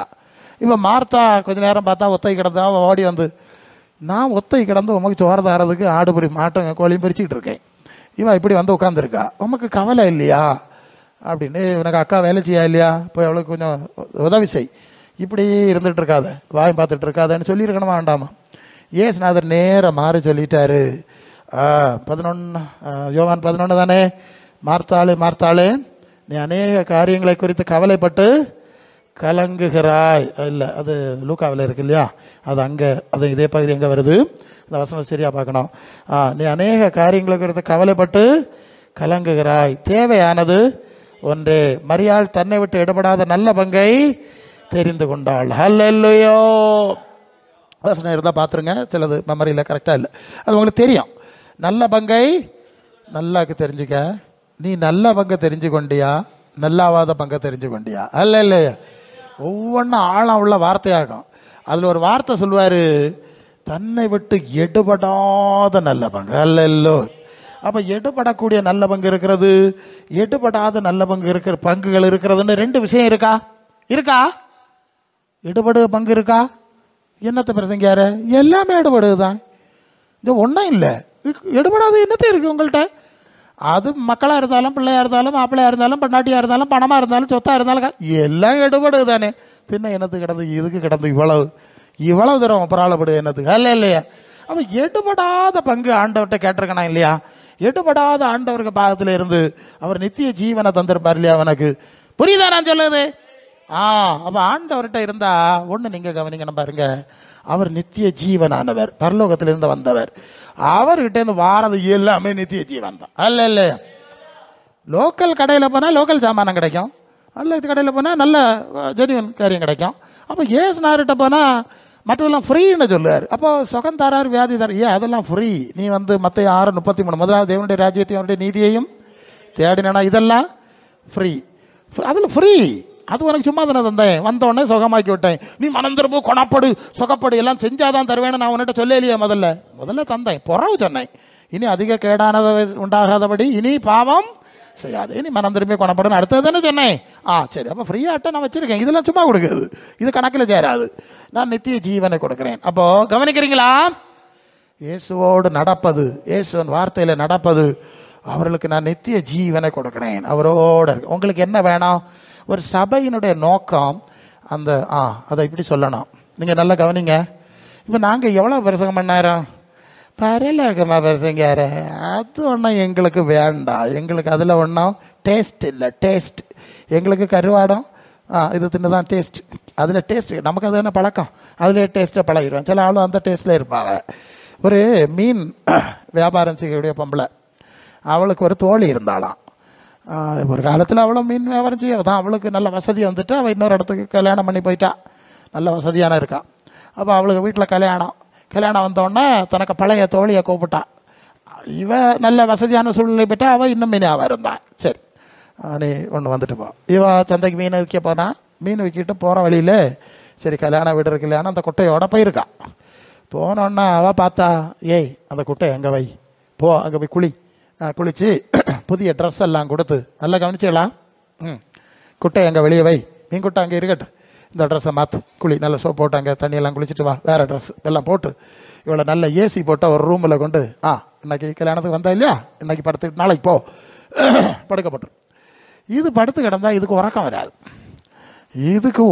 வராது, ரொம்ப இருக்குதான், எலும்புதான், இரும்புதான், இழக்குது, ஏசியம் தான், பிசியம் தான், அதுக்கு உறக்கம் வராது. பைய கதவை திறந்து பார்த்து எல்லாரும் கொரட்டு போட்டு உறக்கம். உடனே சர பைய சத்தம் காட்டாமல் போய் அங்கே ஒரு மீன் கொட்டை வெளியே இருந்து இல்லையா, அதை எடுத்துக்கொண்டு தலைக்கு மாட்டில் வச்சுட்டு கிடந்து நல்ல உறக்கம் வந்துட்டு. இது மீன் கொட்டையிலே பழகுனது பார்த்தியெல்லாம். மீன் கடையில் போனால் தெரியும், மீனை விற்றுக்கிட்டே கருவாடை விற்றுக்கிட்டே அங்கே பிரியாணியும் இட்லியும் தோசையும் வாங்கி வச்சு தின்னு பார்த்துருக்குது எல்லாம் நான் பார்த்துருக்கேன். நமக்கு கஷ்டமாக இருக்கும், குறை சொல்லலம்மா, அவங்க பழகிட்டாங்க, நம்ம பழக அவ்வளோதான். இல்லை இருந்து சாப்பிட்ற நமக்கு முடியலை, நம்ம பழகல, சரி அவ்வளவுதான், அவங்கள அவமரியாதை செய்யலை. சொல்ல வந்த என்னன்னா, சிலர் இப்படி தான் ஆண்டவர் கூப்பிட்டு கழுவி தொழிலிருந்து எடுத்து கழுவி சட்டையெல்லாம் போட்டு வச்சாலும் பழைய கருவாடை மறக்க முடியாது. அல்ல இல்லையா? இப்படி இருந்தா இப்படி அல்ல இல்லையா? புது சில ஆளும் அப்படிதான். அது யோவான் 3:3, ஒருவன் மறுபடியும் பிறவாவிட்டால் தேவனுடைய ராஜ்யத்தை காண மாட்டான், ஜலத்தினாலும் ஆவியினாலும் பிறவாவிட்டால் தேவனுடைய ராஜ்யத்தில் பிரவேசிக்க மாட்டான். இனி இப்படி இருந்தா போறாது, பார்த்துக்க, நீ புது சிருஷ்டி ஆகணும், பழசெல்லாம் விடணும்னா. பழச விடையாதுக்கா, பார்த்தா 50-60 வரையும் நாங்கள் கொண்டு தெரிஞ்ச விடுது. அப்படி ஆளுகளுக்கு நியாயம் கொள்ளாமா? எங்கள் தாத்தா பாட்டி காலத்திலேயே நாங்கள் இப்படி தான் தெரியும். அப்போ பேப்போவே இல்லையா? இப்போ ஏசுநாதத்தை வந்த பரவாயில்லையா போச்சு தாத்தா. ஆமாம், சில ஆளு வீரமாக சொல்லாவ. ஆமாம், இந்த சோக்காடு எனக்கு அம்மம்மாக்கும் உண்டு, அம்மம்மாக்கும் உண்டு, அம்மாக்கு உண்டு எனக்கு. ஓ, இது பாரம்பரிய பேர், அது ஒரு வீரமா, அது ஒரு பெரிய காரியமா? ஆமாம், அது எங்கள் ஜாதகத்தில் இருக்குது, எங்கள் குடும்ப பேகம் விடாது. புறம் வழி இல்லாமல் சகிக்க முடியாமல் துன்பம் சகிக்க முடியாமலாக ஆண்டவர்கிட்ட வந்தது. சரி, விடுதலை தந்தாச்சுல, பின்ன நீ என்னத்துக்கு அங்கே போறா? இனி என்னத்துக்கு அங்கே போறா? அது 1 பேதுரு 1:18, நீங்கள் உங்கள் முன்னோர்களால் வீணாய் அனுசரித்து வந்த பாரம்பரிய நடவடிக்கைகளிலிருந்து வெள்ளியினாலும் பொன்னினாலும் மீட்கப்படாமல் மாசற்ற ஆட்டுக்குட்டியாகி இயேசுவின் ரத்தத்தினாலே மீட்கப்படு. நீங்க கவனிங்க, சொல்லிட்டு வந்த ஒரு விஷயம் இப்பதான் ஞாபகம் சரியா வருது. அப்போ ஆண்டவர் நமக்கு விடுதலை, பிரசங்கியார் கொள்ளாமே அவர் கை வச்சு 5 நிமிஷம் ஜெபம் பண்ணாரு, எனக்கு விடுதலை வந்துட்டு. உனக்கு பிரசங்கியார் ஜெபம் பண்ணி 5 நிமிஷத்துல விடுதலை வந்துட்டு. இந்த விடுதலைக்கு கொடுத்த ஒரு விலை இருக்கு தெரியுமா உங்களுக்கு? அதான் இயேசு சொல்லுவார், வெள்ளியினாலும் பொன்னினாலும் மீட்கப்படாம ஆட்டுக்குட்டியின் ரத்தத்தினாலே விலைக்கு வாங்கியிருக்கு. உனக்கு சும்மா ஒன்றும் சுகம் கிடைக்கல, சும்மா ஒன்றும் விடுதலை கிடைக்கல. நீ தான் சுத்தினா இல்லையா? கொஞ்சம் தூரம் சுத்தி கறங்கிட்டு தானே வந்தா நீ. ஆண்டவர் தம்முடைய ரத்தத்தினாலே விடுதலை கொடுக்குறார். அப்போ அந்த கருங்கல்ல ஒரு பிள்ளை சொன்னனே, அப்போ இப்படி சொன்னாவே வந்தான், ஒன்றும் நடக்கல. அப்படியா? அப்போ நான் சொன்னேன், நல்லா பேசிகிட்டு இருந்தான்னு சொல்லுதிய, திடீர்னு பேச முடியாமல் போச்சுன்னு சொல்லுதிய. இவன் இந்த வாயினால யார் யாரை என்னென்ன பேசினாலோ தெரியலையா? இல்லையா? சில வேளை நம்ம சரபரபர பேசி தள்ளிடுவோம் இல்லையா? அது பொம்பளையெல்லாம் பேச விட்டுட்டா மைக்க வேண்டாம். சரி, அப்போ இவன் யார் யாரை என்ன பேசினாலோ தெரியலை, நல்லா பேசிக்கிட்டு இருந்த பிள்ளைக்கு என்ன இது, ஏதோ சம்திங் வில்லங்கம் தானே அப்படின்னு சொல்லிட்டு சரி எல்லாம் போட்டு நம்ம வாழுகிற சூழ்நிலை லட்சணம் கட்ட தான் இருக்குது. பேசாத ஆளுகளும் சில வேலை கடன் வாங்கி பேசுவாவ இல்லையா? இப்படி எல்லாம் நம்ம சொல்லுவாவே இல்லையா? கேட்காத வேலை எல்லாம் பேசுனா பிறகு யாரே நான் என்ன செய்யுது, அப்படிலாம் சூழ்நிலை இருக்கு. சரி போட்டு. ஆனால் ஒன்று சொன்னேன், இதுக்கு ஒரு காரணம் இருக்குது, பேச முடியாமல் போனதுக்கு ஒரு காரணம். இதை என்ன கொண்டு சரியாக முடியாது. இதை சரியாக்கணும்னா முதல்ல இதுக்கு காரணமான காரியம் இருக்கு இல்லையா? பாவம், அக்கிரமம், பாவம் ஏதோ செஞ்சிருக்குல்ல, அதை வெளியே எடுக்கணும், அதுக்கு பரிகாரம் செய்யணும். அதுக்கு பரிகாரம் செய்ய நம்ம கொண்டு போதும். அது இயேசுநாதருக்கு மட்டும் அந்த அதிகாரம் இருக்கு. அவர் தாமே பாடுகளை ஏற்றுக்கொண்டு துக்கங்களை சுமந்தார். நாமெல்லாம் ஆடுகளை போல வழி தப்பி தெரிந்து அவனவன் தன் வெளியிலே போனோம். கர்த்தரோ நம்ம எல்லாருடைய அக்கிரமத்தையும் அவர் மேல் வளப்படினார். பார்த்துக்க, அவரால் தான் முடியும். அந்த இயேசுநாதர்கிட்ட ஒரு திமிர்வாதக்காரனாக கொண்டு வந்தாவ, மகனே உன் பாவங்கள் மன்னிக்கப்பட்டதுன்னு தான் ஆண்டவர் சொன்னார். முதலாவது எல்லாரும் கொசு கொசு பாவத்தை மன்னிக்கிறதுக்கு இவனுக்கு யார் அதிகாரம் கொடுத்தது? சுகமாக்க கூட்டியிருந்தா பாவம் மன்னிக்கப்படாதான். இது என்ன கதையாக இருக்கு? சோக்கேடு பிடிச்சி வந்திருக்கணும்னா உனக்கு பாவம் மன்னிக்கப்படுன்னு சொன்னால் சில அளவுக்கு டென்ஷன், சில அளவுக்கு அப்பா நீங்கள் பாவம் எல்லாம் அரைக்க பண்ணுங்க. பாவம் அரைக்க செய்யுதுக்கோ, நாங்கள் சுகம் பிரசங்கார் கையை வைப்பார், ஒரு இமைப்படத்தில் ஓடிடலான்னு வந்தோம். சிலருக்கு ஆண்டவர் சொல்லாரு, இல்லைம்மா நீங்கள் உட்காந்து கொஞ்சம் பாவம் அரைக்க செய்யுங்க, உங்கள் மனசில் தோணுதெல்லாம் அரைக்க பண்ணுங்கன்னா. பாவமோ, நாங்கள் அந்த சபையாக அதான் தாய் சபையாக வந்து நிற்க எனக்கு முன்ன. அப்போ நான் சொன்னேன் சரி. அப்போ ஆண்டவர் சொல்லுவார், டேய் பாவத்தை மன்னிக்காமல் இவனுக்கு சோக்கேட கணாக முடியாது, இவனுக்கு சோக்கேட்டு காரணமே அவன் செய்த பாவம், அவன் முதல்ல மன்னிக்கணும் இல்லையா? அப்படின்லாம் வழக்கம் சொல்லார்.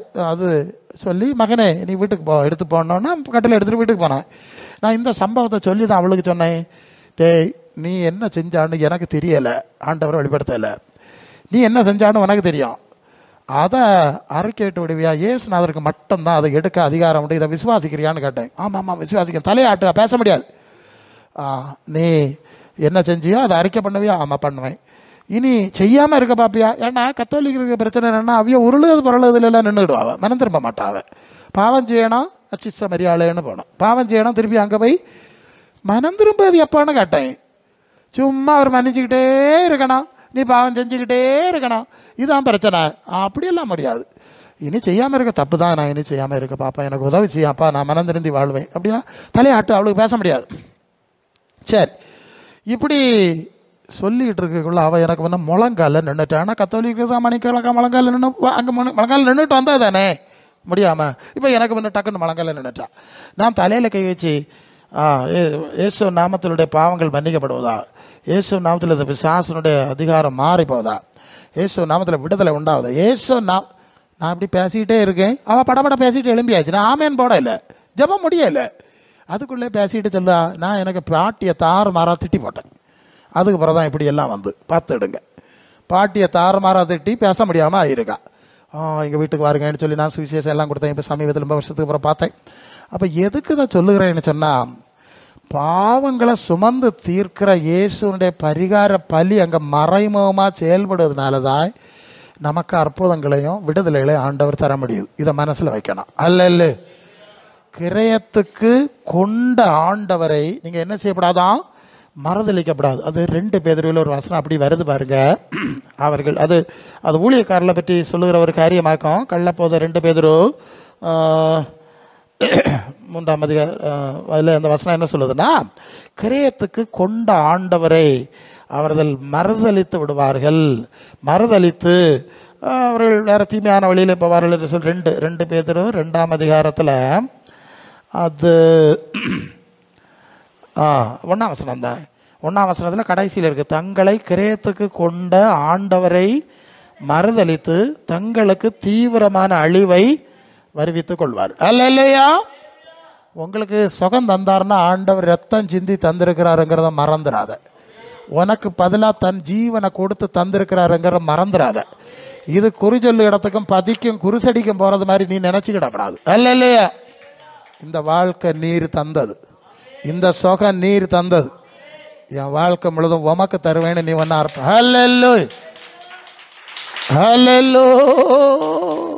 ரோமர் 12:1 சொல்லுது, 1:2, நீங்கள் உங்கள் சரீரங்களை தேவனுக்கு பிரியமும் நன்மையும் நீங்கள் உங்கள் சரீரங்களை தேவனுக்கு பிரியமும் ஜீவ பலியாக ஒப்பு கொடுக்க வேண்டும் என்று தேவனுடைய இரக்கங்களை முன்னிட்டு உங்களை வேண்டிக்கொள்ள. சரிதானே? உன்னை காணிக்கையே கொடுக்கணும். உனக்கு ரூபாவன்னா அவருக்கு காரியம் இல்லை. அந்த பிச்சைக்காரனா, இந்த உலகத்தை படைச்சவர் அவர்கிட்ட போய் 50 ரூபா வச்சுக்கிடான், 50 ரூபா 100 ரூபா வச்சுக்கிடான். பரியாசம் பண்ணாத அவரை.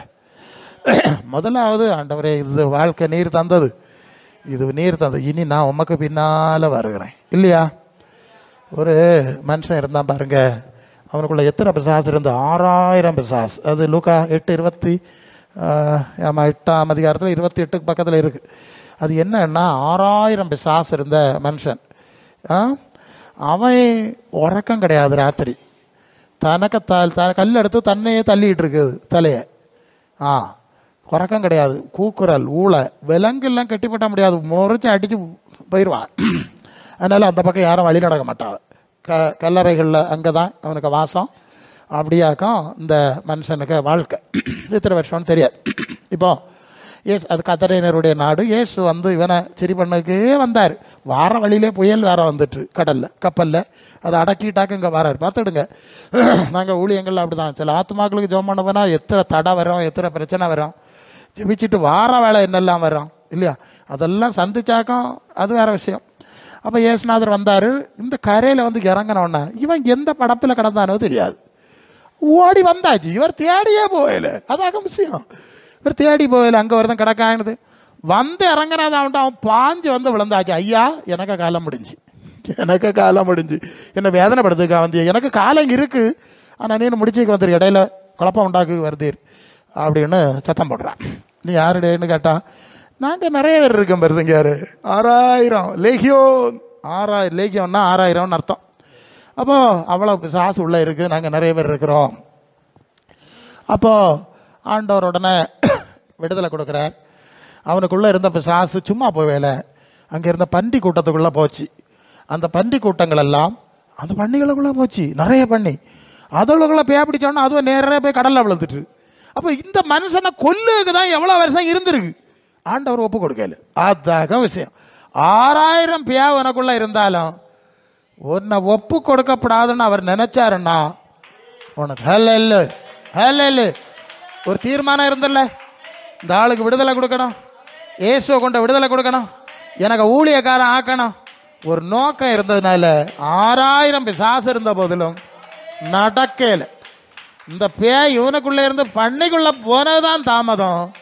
1-2 இல்லை, அது ரொம்ப விலை உள்ளது. ஆயிரக்கணக்கான பண்டிகள் பாஞ்சு போய் சமுத்திரத்தில் தற்கொலை செய்து கொண்டது என்று பார்க்குறோம். சில வேளை இப்படி நடக்கும்.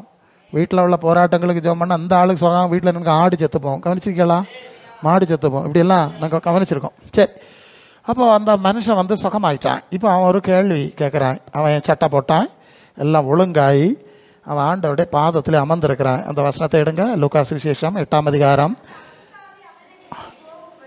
அதுக்கு கீழவா, இன்னும் கீழவா. ஏசுவன் அவனுடைய பாதத்தில் இருந்தான். அந்த வசனம் படி, பாதத்தில் உட்காந்து வஸ்திரம் தரிச்சிருக்கிறது. அந்த வசனம் படி எத்தனை? 8 படிங்க அம்மா. அதில் இருக்கு இல்லையா, அதுக்கிட்ட தான் இருக்கு. சரி, அதுக்கு கீழே. சரி, 36 சொல்லுங்க. 36. பிசாசு பிடிச்சிருந்தவன் சொஸ்தமாக்கப்பட்டிருந்தவர்களை கண்டவர்களும் அதை இல்லை 35 படிப்பான். அது சம்பவித்ததை பார்க்கும்படி புறப்பட்டார். சம்பவம்னா இல்லைங்க, சாதாரண சம்பவமா, கொஞ்சம் வரியமாவே ஒன்றும் பரிகாரம் தெரியாமல் முடியாமல் இருந்த ஆசாமி இல்லையா? டேய் மற்றவன் ஒழுங்காயிட்டானா பாருங்க, பார்த்துட்டு வருவோம். ஒன்று இது உண்மையா ஒழுங்காகினாரா அவனு பார்க்குதுங்க. சம்பவத்தை பார்க்கும்படி ஜனங்கள் நிறைய வந்தார்கள். இயேசுவிடத்தில் வந்து பிசாசு விட்டு போன மனுஷன் வஸ்திரம் தரித்திருந்தான். சரியா? முதல்ல சட்டப்படுதில்லை, பாத தருகே இருக்கிறான். நல்லா பார்த்துக்க, எங்கே இருக்கிறான்? மரியா இயேசுவின் பாதத்தில் இருந்தா. இப்போ சுகமாக்கப்பட்ட மனுஷன் இயேசுவின் பாதத்தில் இருக்கிறான். நில்லு. இன்னைக்கு அநேகர் இயேசுனார்கிட்ட வந்து சுகத்தை வாங்கிட்டு விடுதலை வாங்கிட்டு குருசடியில் சுற்றிக்கிட்டே இருப்பாங்க. சுகம் கொடுத்த இடத்துல இருக்காண்டாமா? சுகம் வாங்கின இடத்துல இருக்காண்டாமா? நான் சொல்லுவது உண்டு, பல ஊழியங்களில் நான் போகிறவன். எந்த ஊழியக்காரர் மூலம், எந்த ஊழியம் மூலம் கர்த்தர் உனக்கு ஒரு விடுதலை தர்றாரோ ஒரு காரியம் நீ மனசிலாக்க. ஹல்லேலூயா, ஹல்லேலூயா. நீ எத்தனையோ இடம் வட்டங்கரங்கனா இல்லையா? ஒரு இடத்துல செஞ்சா அந்த ஸ்தலத்தின் மூலம், அந்த ஊழியக்காரர் மூலம் உனக்கு ஏதோ சொல்ல விரும்புகிறார். ஹல்லேலூயா. அந்த ஊழியக்காரர் மூலம் உனக்கு ஏதோ செய்ய விரும்புகிறாருங்கிறது மனசிலாக்கு. அந்த பிரசங்கார் பாவப்பட்ட பிரசங்கார், ஒரு 1000 ரூபாய் காணிக்க கொடுப்போம், இந்த வித்தை காட்டாத, இந்த வித்தை காணிக்க கொடுங்க, அது அடுத்த இஷ்யூ, அது வேறு உனக்கு. அப்போ நான் என்ன செய்ய சித்தமாக இருக்கிறேன், நான் என்ன செய்யனா? அதனால தான் ஆண்டவர் ஒரு நபர், ஏன்னா நான் அந்த மாதிரி ஊழியத்தில் இருக்கிறவன் பாருங்க. ஒரு ஆளுக்கு செஞ்சிருந்தா அந்த ஆளுக்கு நான் ஏதோ சொல்லணும், ஏதோ செய்யணும், அதுக்கு தான் ஆண்டவர் அதை செய்கிறாரு. இது குருசடியில் சுகம் வாங்கிட்டு காணிக்கையும் முளவத்திரியும் கழுத்தி வச்சுட்டு போகிற விவகாரம் இல்லை, பார்த்துக்க. ஏன்னா ஜனங்கள் அப்படி பழகிடுறாவே இல்லையா? அந்த குருசடி பழக்கம், அந்த சாமி பழக்கம் உள்ள ஆள் ஒரு 10 ரூபாய் கொட்டுட்டு போயிடுது. ஒரு மாலையை வாங்கி போட்டால் முடிஞ்சு போச்சு. அப்படி இருந்துடாத. உனக்கு வாழ்க்கையை தந்த ஆண்டவர் பாதத்தில் இருக்கணும். 2வது, என்ன சூழ்நிலையின் மூலமாய் தேவன் உனக்கு அதை செய்கிறார்? இருக்கட்டும் ஸ்பீக்கர் அது ஓகே. எந்த சூழ்நிலையின் மூலம் தேவன் உனக்கு செய்கிறாரோ அந்த இடத்துல இருந்து ஆண்டவர் அந்த இடத்த விட்டு இன்னொரு சூழ்நிலைக்கு போன தெளிவாக நடத்து. அது வர சில சூழ்நிலை அப்படி வரும், நீ அங்கே தான் இருக்கணும், அங்கே கற்றுக்கொள்ளணும். இது தேவனுடைய திட்டம். ஹல்லேலூயா. மறந்துடாத, இது பதி இல்லை. அப்படி போகிறதுனால தான் அநேகருக்கு நன்மைகள் வர்றதில்லை. இங்கேருந்து வரோம், வீட்டில் போனோன்னு அங்கே வரோம், வழியில் நிற்கும், ரோட்டில் போனோடனே சேர்ந்து போகலான்னு சொல்லிட்டு சேர்ந்து போவியா? இல்லை எல்லாம் சொன்னால் எல்லாம் வழக்கம் எல்லாம் நிறைய சொல்லணும், அப்படி செய்யாது. அப்போ படிச்சுக்க. அப்போ என்ன புரிஞ்சு, அந்த மனுஷன் இயேசுவின் பாதத்தில் இருக்கிறான். எங்கே இருக்கிறான்? பாதத்தில் இருக்கிறான். எல்லாரும் பயப்பட்டார்களா இல்லையா? அம்மா இது என்னது என்று எல்லாரும் பயந்தார்கள். 37ஆம் வசனத்தில். சரி, சொல்லு.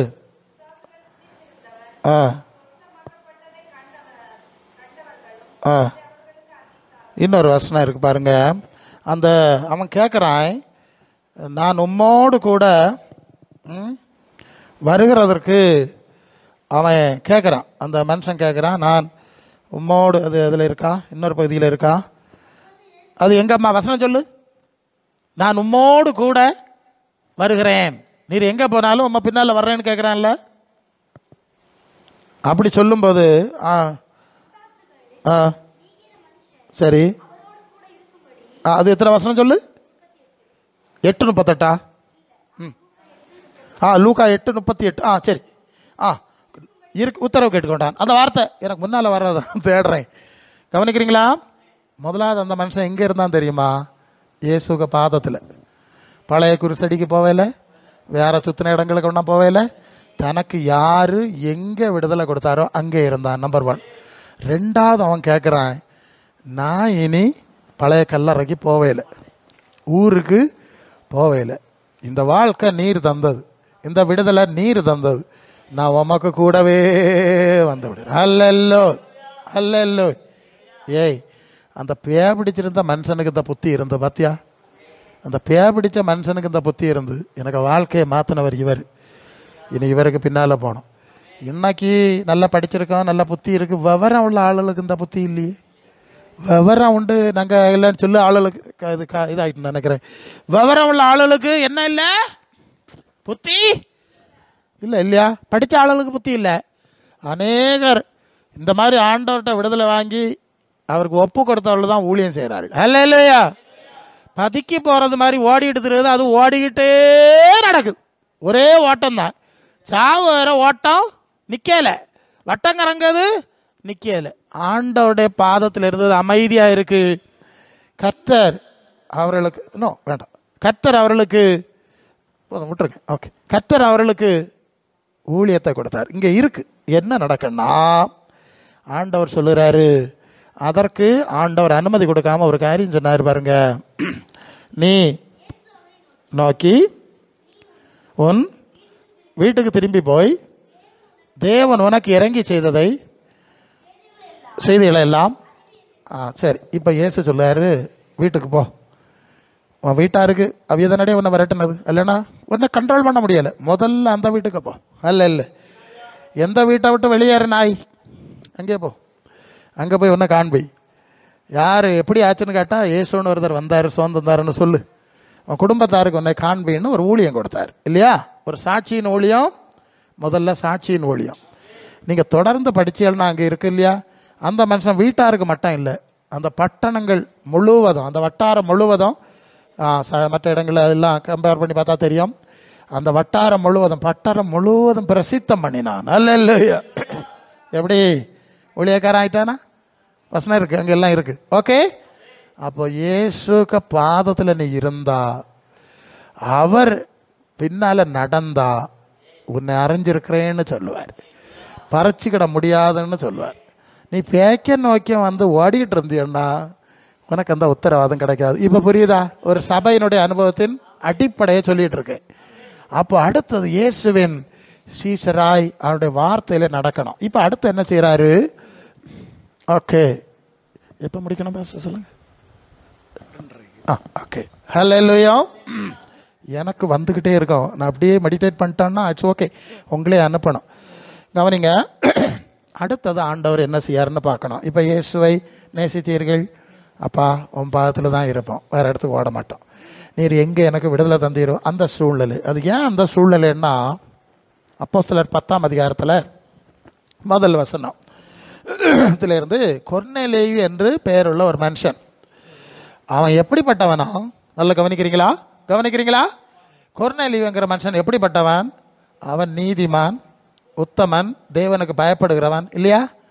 தான தர்மங்களை செய்கிறவன், ஜெபிக்கிறவன். அந்த தகவல் அங்கே இருக்குல்ல, நல்ல மனுஷன்தான், ஒன்றும் பிரச்சனை இல்லை. நீங்களும் வேணா சொல்லிக்கலாம், நான் அப்படி ஆக்கும் இப்படி ஆக்கும் பிரசங்கியாரு, நான் பயங்கர யோக்கியமாக இருந்துட்டுருங்க, வேணான்னு சொல்லு. அப்படி யோக்கியம் இருந்த வீட்டுக்கு ஒரு தேவதூதன் வந்து இறங்கினான். வந்து சொல்கிறான், சரிப்பா நீ நல்லவன் தான், உன் தான தர்மம் எல்லா ஜபங்கள் எல்லாம் தேவ சமூகத்தில் நினைப்பூட்டுதலாய் எட்டி இருக்கு. நீ என்ன செய், யோப்பா பட்டணத்துக்கு ஆள் அனுப்பு சரியா? அங்கே சீமோன் என்று பெயருள்ளவர்தனுக்கு வீட்டில் பேதுரு என்று மறுபெயர் உள்ளவன் தங்கியிருக்கிறான். அவனுடைய தொழிலேன்னு சொல்லியிருக்கு. அந்த வீடு அங்கே இருக்குது, கடற்கரையில் இருக்குது, அங்கே எல்லாம் இருக்குது, கீழே கடற்கரையில் இருக்குது. தோல் பதனின்னு இருக்கிற தொழில் செய்கிற சீமோன் ஆகும். நிறைய சீமோன் இருப்பான், வீடு மாறிடாத, பார்த்துடுங்க எவ்வளோ நுட்பம். பார்த்துடுங்க, அங்கே இருக்கான். அந்த பேதுருவா கூப்பிடு, அவன் வந்து நீ செய்ய வேண்டியதை உனக்கு சொல்லுவான். அல்ல புரிஞ்சுதா? நல்லவன் தானே, உத்தமன் தானே, ஜெபம் பண்ணுறவன் தானே, விட்டுட்டு போக வேண்டியதானே? இல்லை இல்லையா? இதெல்லாம் நல்லதாப்பா, இது போதுமானது கிடையாது. இன்னும் விஷயம் இருக்கு. நீ அவனை வர சொல்ல, அவன் தான் மிச்சத்தை சொல்லணும். தேவதூதனும் சொல்ல முடியாது, அதுக்குன்னு ஒரு ஆளை வச்சிருக்கு. அல்ல இல்லை, நீ இப்போ நீங்கள் புறப்பட்டு போய் சகஜாஜியம் சீசராக்கி ஞான ஸ்நானம் கொடுத்து நான் உங்களுக்கு கட்டளைட்டையாவும் கை கொள்ளும்படி உபதேசம் பண்ணுங்கன்னு ஒரு ஊழியத்தை வச்சிருக்குல்ல, ஒரு சபையை வச்சிருக்குல்ல, அந்த ஊழியக்காரன்ட்ட கூப்பிடுன்னு சொல்றாரு. அல்ல இல்லையா? அவன் வந்து நீ செய்ய வேண்டியது சொல்லுவான், எல்லாம் செய். அப்புறம் அடுத்த லெவலுக்கு புரியுதா நான் சொல்றது? சரி. இது போல இன்னொரு சம்பவம் இருக்கு. அது அப்போஸ்தலர் 9ஆம் அதிகாரத்தில் சவுல் அவன் என்ன செய்யறான்? சபையை துன்புறுத்துறதுக்கு தமஸ்குக்கு போறான்ல. போகும்போது வழியில் என்ன ஆகுது? ஆண்டவர் ஒரு சபையை உடைக்கிறதுக்கு போறான், சபையை என்ன செய்யறான்? அழிக்கிறதுக்கு போறான். அப்போ ஆண்டவர் சந்திச்சு அவன் கண்ணை குருடாக்கி, கண்ணை பிடிக்கி ஃபியூஸ் ஆக்கி ரோட்டில் போட்டார். இல்லை இல்லையா?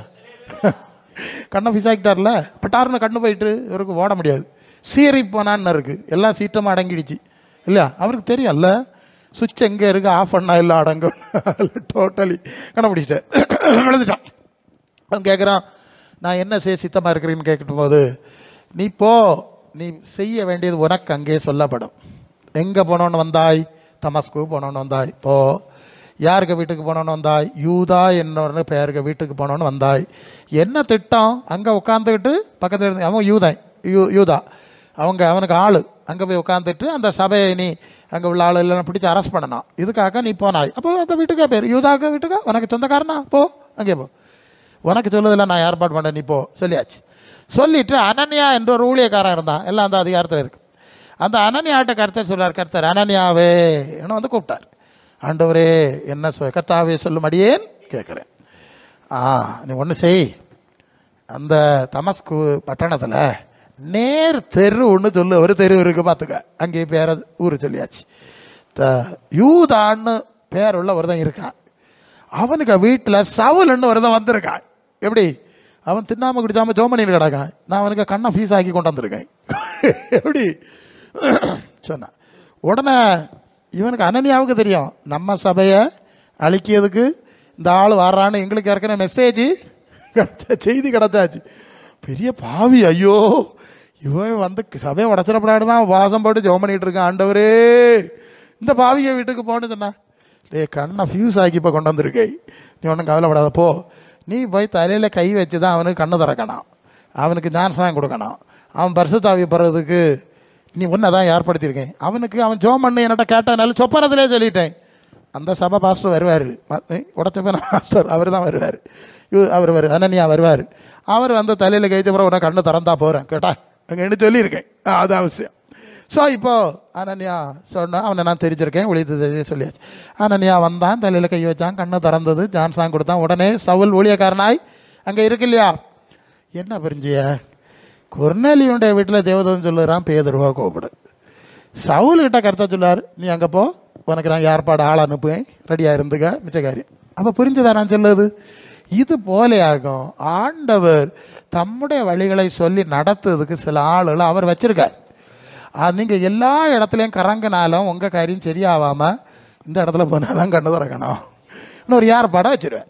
அங்கே வந்தால் அவங்க சொல்ல வேண்டிய காரியம் உண்டு, வழிகாட்ட வேண்டிய காரியம் உண்டு. புரிஞ்சதில்லை நான் சொல்லுவேன் இல்லையா? அதனால தான் பதுக்கி வந்த மாதிரி வடிராதுன்னு சொல்லுது. ஓ அப்படி அவசியம். அப்புறம் அவங்க சொல்லுவது கீழ்ப்படியணும். பேதுரு வந்தார், கொர்நேலிய வீட்டில் பிரசங்கம் பண்ணிக்கிட்டே இருக்கார். இயேசுவை பற்றி பிரசங்கம், ஒரு தேவனால் நியமிக்கப்பட்ட நியாயாதிபதி பிரசங்கம், அப்படியே பிரசங்கம் பண்ணிக்கிட்டே இருக்கும்போது எல்லாரும் மேலும் பரிசுத்த ஆவியானவர் 44 இல்லையா? 10:44 பாத்தியா? பாவ மன்னிப்பு இயேசு நாமத்தில் கிடைக்குதுங்கிறது அந்த செய்தியில் சொல்லிட்டு இருக்காரு. அவருடைய நாமத்தில் பாவ மன்னிப்பை பெறுவான் என்று தீர்க்கதரிசிகள் எல்லாரும் சொல்லுகிறாருன்னு பிரசங்கம் பண்றாரு. அவங்க இருதயம் தயாரா இருந்து உடனே பரிசுத்த ஆவியும் கிடைச்சாச்சு. அல்ல இல்லையா? அப்போ இதே காரியம்தான் அங்கேயும் நடக்குது. 9ஆவது அதிகாரம் அப்போஸ்தலர்லயும், நீ பார்வையடையவும் பரிசுத்தாவினால் நிரப்பப்படவும் தேவன் என்னை ஆண்டவர் என்னை அனுப்பினார், அப்படிதான் அந்த வார்த்தை. அல்ல இல்லையா? இதுவரை அவனுக்கு பரிசுத்தாவி தெரியாது. தெளிவாச்சுன்னா அசுத்தாவியை பற்றியும் தெரியாது. உள்ள இருக்குது பரிசுத்தாவின்னு நினைச்சுக்கிட்டு அது செய்ய கிரியாளா பார்த்தாங்க. ஆமாம், சில ஆளும் எல்லாம் அப்படிதான், தங்களுக்குள்ள ஏதோ ஆவி இருக்குன்னு நினைச்சுக்கிடுது. அது சில ஆளை கண்ணை உருட்டுதுன்னு சொல்லிட்டு பிரசங்காரு கொஞ்சம் வித்தியாசமா இல்லையா இருக்கு. இவன் நினைச்சுக்கிடுது அந்த ஆத்தான்னு, அந்த ஆத்தா மட்டும் மண்டையை கொடையே அவளையாகும். இது உறக்கம் வரையில பிரசங்காரு, அவர் தலையில வச்சு அடிச்சு 2 கிலோ அவளாம். இனி உறக்க போ, இனி நன்றாய் உறங்கு, அல்ல இல்லையா? அப்போ இப்படி எல்லாம் நடத்துறதுக்கு சில ஆளுகளை வச்சிருக்கு. இனி பரிசுத்தாவியை பெறதுக்கும் ஆளுகளை வச்சிருக்கு. பரிசுத்தாவி இருக்கு, அது அந்த சப்ஜெக்ட்ல தான் வர்றோம். இப்போ ஆண்டவர்கிட்ட வந்தாச்சு, ஆண்டவருடைய பாதத்தில் இருந்தாச்சு, ஆண்டவர் காட்டு இடத்துல இருந்தாச்சு, ஆண்டவர் சொன்ன சூழ்நிலையில உட்காந்தாச்சு. உட்கார்ந்து சீசர் ஆகியாச்சு. ஏன் இப்படி சீசர் ஆகுது? இயேசுநாதருக்கு சொன்ன மாதிரி சீசரா என்ன செஞ்சாச்சு? ஞானஸ்நானம் எடுத்தாச்சுன்னு எடுக்கணும். அது யோவான் 14:15 படிங்க. யோவான் 14:15 தானே? நீங்கள் என்னில் அன்பா இருந்தால் படி 14:15. யோவான் 14:15 என்ன? படி படி படி. என்னில் அன்பா 14:15. நீங்கள் என்னிடத்தில் அன்புள்ளவர்களா இருந்தால் எப்படி? யோவான் 14:15. நீங்கள் என்னிடத்தில் அன்புள்ளவர்களா இருந்தால் கற்பனைகளை நில்லுங்க. அப்போ கவனிக்குதில்லா? பேயா போச்சு பிரசங்க யாரை கொள்ளலாம், சுகாய்ச்சி கொண்டாங்க விடுதலை கிடச்சி பிரசங்க யாரு என்ன? அடுத்தது ஆண்டவருடைய கற்பனைகளை கடைபிடிச்சணும். நான் என்ன செய்ய சித்தமாக இருக்கிறீன்னு கேட்கணும். அதுக்கு வழி ஏற்பாடு பண்ணுவாருன்னு சொல்லிட்டேன். அந்த வசனத்தை கடைபிடிச்சா என்ன செய்வாராம்? 16. நான் பிதாவை வேண்டிக் கொள்வேன், அப்பொழுது என்றென்றைக்கும் உங்களுடனே கூட இருக்கும்படி சத்திய ஆவியாகிய வேறொரு தேற்றரவாளனை அவர் உங்களுக்கு தந்தருள்வார். நல்லா கவனிச்சுக்க. இனி பழைய பேய் உனக்குள்ள வரப்படாது. நீ இப்படியே வந்து சுகம் வாங்கிட்டு வீட்டில் போறான்னு அவ திருப்பி வர்றான் இல்லையா? அதனால தான் அந்த வசனம் சொன்னேன்ல, 1 யோவான் 4:4 உலகத்தில் இருப்பவர்கள் உங்களில் இருக்கிறவர். அப்போ உங்களுக்குள்ள பெரியவர் இருக்கணுமா வேண்டாமா? இல்லைன்னா மற்றவன் நுழைவான் இல்லையா? அதான் விஷயம். அப்போ பரிசுத்த ஆவியை தந்துடுவேன் உடனே, இல்லைன்னா பழைய பேய திருப்பியும் வரும், உனக்கு கறக்கி போடும். அப்போ என் வசனத்தை கடைப்பிடி, எனக்கு சீசராவி ஞானஸ்நான உபதேசத்துக்கு கீழ்ப்படிஞ்சு ஜெபம் பண்ணிக்கிட்டே இரு, நான் உன்னை நிரப்புவேன். நல்ல இல்லை. அடுத்தது பரிசுத்த ஆவியை நமக்கு தருகிறார். அந்த ஆவி நமக்குள்ள வந்து பரிசுத்த ஆவி உங்களத்தில் வரும்போது நீங்கள் பலன் அடைவீர்கள். அப்போஸ்தலர் 1:8. அப்போ பலம் இல்லாத ஆளுகளுக்கெல்லாம் ஆவியானவர் புது பலன் கொடுக்கிறார். அதுக்கு ஒரு ஆம பிரசங்கியார், இப்போ புது பலம் வந்திருக்கு. புது ஆவி வந்தா புது பலன். அது பலப்படுத்துகிற ஆவி. பலவீனப்படுத்துகிற ஆவி போச்சு, அது பழசு விரட்டியாச்சு இல்லையா? பலவீனப்படுத்துகிற ஆவி எல்லாம் போய் இப்போ பலப்படுத்துகிற ஆவியை தருகிறார். அது பரலோகத்திலிருந்து வர்ற ஆவி, அது பரிசுத்த ஆவி, அது தேவனுடைய ஆவி. இந்த ஆவியானவர் உள்ள வந்து அவர் சரீரத்தையும் பலப்படுத்துகிறார். அதை விட முக்கியமாக அது எபேசியர் 3:16 நீங்கள் அவருடைய ஆவியினாலே உள்ளான மனுஷன் வல்லமையாய் பலப்படும்படி உனக்காக ஜெபி. அப்போதான் உள்ளான மனுஷன் பலப்படும்படி இருக்கா? 3:16 நமக்கு அதான் வேணும். அப்போ பரிசுத்த கவனிச்சியலா? பரிசுத்தாய் வரும்போது உள்ளான மனுஷனை பலப்படுத்தணும். உள்ளான மனுஷன்னா என்னது? ஆத்துமா. அதுதான் 2 கொரிந்தியர் 4:16 ஆனபடினாலே சோர்ந்து போறதில்ல, எங்கள் புறம்பான மனுஷன் அழிந்து உள்ளான மனுஷன் நாளுக்கு நாள் புதியதாக்கப்படுது. இதுக்கு தான் மனம், ஆத்துமா, உள்ளான மனுஷன்னு பேர். நல்லா கவனிச்சுக்க. புறம்பான மனுஷன்ல எம்படு பலம் அடைஞ்சாலும் ஒரு நாள் வைக்கணும் மண்ணில். 1 பேதுரு 1:24 தானே? மாம்சமெல்லாம் புல்லை போல, அதன் மகிமையெல்லாம் புல்லின் போல இருக்கிறது. புல் உலர்ந்தது, பூ ஒரு காற்று கொரோனா அடித்த உடனே எல்லாம் போச்சே, ஒரு காய்ச்சல் வந்தோடனே அவ்வளோதான், எல்லாம் வாடியாச்சு இல்லையா? இதுதான் இந்த புறம்பான மனுஷனுடைய பலன். நீங்கள் என்னத்துக்கு முட்டையை இறச்சி தின்னாலும் பெயிண்ட் அடித்தாலும் இல்லையா, நிற்க போகிறதில்ல. அதனால தான் உள்ளான மனுஷன் ஒன்று இருக்குது, ஆத்துமான்னு ஒன்று இருக்குது. இந்த ஆத்துமாவில் பலன் கொடுக்குறார். எங்கே கொடுக்குறார்? அவருடைய ஆவி வரும்போது ஆத்துமாவில் மனசில் பலனை கொடுக்குறார். பலனை கொடுத்து அவர் எப்படி பலனை கொடுக்குறாருன்னா, ஏற்கனவே ஒரு வசன வாஸ்தமே ரோமர் 12 இப்போ 2 படிக்கணும். நீங்கள் இந்த பிரபஞ்சத்துக்கு ஏற்ற வேஷம் தெரியாமல் பரலோக தேவனுக்கு பிரியமும் நன்மையும் பரிபூர்ணமான சித்தம் இன்னதென்று பகுத்தறியத்தக்கதாய் உங்கள் மனம் பொய்தாகிறதுனாலே. அப்போ உங்கள் மனசு இப்போ பரலோகத்திலிருந்து ஆவி வந்தது. முதல்ல உள்ள ஆவியாது உலகத்தில் உள்ள ஆவி. அதான் 1 கொரிந்தியர் 2:12 நாங்களோ உலகத்தின் ஆவியை பெறாமல் தேவனிடத்திலிருந்து புறப்பட்டு வந்த ஆவியையே பெற்றோம். 2 ஆவி இருக்கா? உலகத்தின் ஆவி இருக்கு. எபேசியர் 2:2 ஆகாயத்து அதிகார பிரபுவின் ஆவிக்கேற்றபடி உலக வழக்கத்தின்படி கீழ்ப்படியாமையின் பிள்ளைகள் இடத்துல ஆகாயத்து அதிகார பிரபு கிரியை செய்யுது. நல்லா இன்னொன்று கவனிச்சிக்க, அந்த வசனம் 2:2 நிறைய விஷயம் இருக்கு, அதான் வந்துட்டே இருக்கான். கீழ்ப்படியாமையின் பிள்ளைகள் இடத்துல கிரியை செய்கிற ஆகாயத்து அதிகார பிரபுவின் ஆவிக்கேற்றபடி உலக வழக்கத்தின்படி நடந்தீர்கள், மனசு மாம்சம் வரும்படி நடந்தீர்கள். அப்போ பரலோக தேவனுக்கு கீழ்ப்படிஞ்சா பரலோக தேவனுடைய ஆவி வரும். பரலோக தேவனுடைய ஆலோசனைகளுக்கும் வழிமுறைக்கும் உபதேசத்துக்கும் கீழ்ப்படியாமல் இருந்தா நீ கூட்டத்துக்கு வந்து போனாலும் பேதான் வரும். அதான் அதுக்கு பொருள். அல்ல இல்லையே தேவன் அப்போஸ்தலர் 5:32 தேவன் தமக்கு கீழ்ப்படுகிறவர்களுக்கு தந்தருள பரிசுத்தாவி சாட்சி. அப்ப பரலோக தேவனுக்கு இயேசுவின் சுவிசேஷத்துக்கு கீழ்ப்படிஞ்சா பரலோக தேவன் ஆவியா வந்து வாசம் பண்ணுவார். கீழ்ப்படியாம பேக்க நோக்கி வந்துட்டு போயிட்டு இருந்தீன்னா கீழ்ப்படியாம என் பிள்ளைகளுக்கு ஆகாயத்து அதிகார பிரபுவின் ஆவி கிடைக்கும். என்ன ஆவி எழுதியிருக்குல்ல? எபேசியர் 6:12 வான மண்டலத்தில் உள்ள பொல்லாதாவியின் சேனை எழுதியிருக்குல்ல, அதான். அப்போ ஏன் பெறுதுங்க யாரு சாம் பண்ணாலும் திருப்பியும் பேயா வருது, திருப்பியும் விடுதலை இல்லைன்னா உனக்குள்ள நீ என்ன கீழ்படியலை, தேவச்சித்தத்துக்கு கீழ்படியலை, ஆண்டவருடைய உபதேசத்துக்கு கீழ்படியலை, ஏசுக்கு சீசத்துவத்துக்கு கீழ்படியலை. ஆனால் நிறைய பேசிட்டே வந்துட்டேன் மேலே எனக்கு தெரியாதுன்னு சொல்லிடுவார். அப்போ அந்த ஆவி வந்து உள்ளான மனுஷனை பலப்படுத்துறதுனால பரலோக சிந்தையை நமக்கு கொடுக்கறது. ஏன் இந்த ஆவி பரலோகத்திலேருந்து வந்த ஆவி. அப்போ உலகத்தின் ஆவி இருந்த வேலை உலக சிந்தை வந்துகிட்டு இருந்தது. பரலோக ஆவி வந்த அப்புறம் பரலோக ஆவி வந்து பரலோக சிந்தை வந்துட்டு ஆவியின் கனிகள் வந்துட்டு அன்பு கலாத்திர 5:22 அன்பு, சந்தோஷம், சமாதானம், நீடிய பொறுமை, தயவு, நற்குணம், சாந்தம், விசுவாசம், இச்சை அடக்கம்னு சொல்லக்கூடிய குணம் எல்லாம். ஆமாம் பிரசங்கியாரே, பண்டு அப்படி இருந்தேன் இப்படி இருந்தேன், பிறவி குணம் பேக்கி கொடுத்தாலும் போகாதுன்னு எனக்கு அப்பா அம்மா எல்லாம் விரட்டி அடிச்சாவ, அடி கொடுத்தெல்லாம் பார்த்தாவலாம். பிறவி குணம் பேக்கி கொடுத்தாலும் தீராதுன்னு சொல்லிட்டு விட்டுட்டாவலாம். இப்போ வேற ஒரு ஆவி வந்தப்புறம் எல்லாம் மாறி இருக்கு. இல்லை இல்லையா, வேற ஆவி இருந்தது அதான் செஞ்சுட்டு இருந்தது.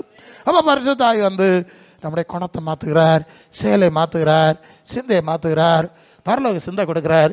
அப்புறம் இப்போ வாரதே இல்லை, அது நம்ம கண்டு ஓட்டம். இப்போ பண்டு அதை கண்டு நம்ம ஓட்டம், இப்போ நம்ம கண்டு அது ஓட்டம். அல்ல இல்லையா? அப்படி பரிசுத்த ஆவியானவர் நமக்கு அதை இயேசு தருகிறார். அந்த ஆவியானவர் நம்மை உள்ளான மனுஷனில் பலப்படுத்துகிறார். நாம் அதிகமாக ஜெபிக்கிறோம், வரங்களை கொடுக்கிறார் இல்லையா, பேய்களை விரட்டக்கூடிய வரத்தை கொடுக்கிறார். இதெல்லாம் கொடுத்து அவர் தொடர்ந்து நடத்துவார். அல்ல இல்லையா?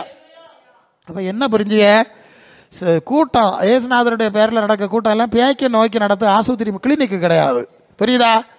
அது முதல்ல அதை செஞ்சு அடுத்து இதை கொடுத்து அது வந்து 2 கொரிந்தியர் 3:18 நாம் எல்லாரும் திறந்த முகமாய் கர்த்தருடைய மகிமை கண்ணாடியிலே காண்கிற வண்ணமாய் கண்டு ஆவியா இருக்கிற கர்த்தரால் அந்த சாயலாக தானே மகிமையின் மேல் மகிமை அடைந்து மறுரூபம் அடைகிறோம். அல்லேலூயா.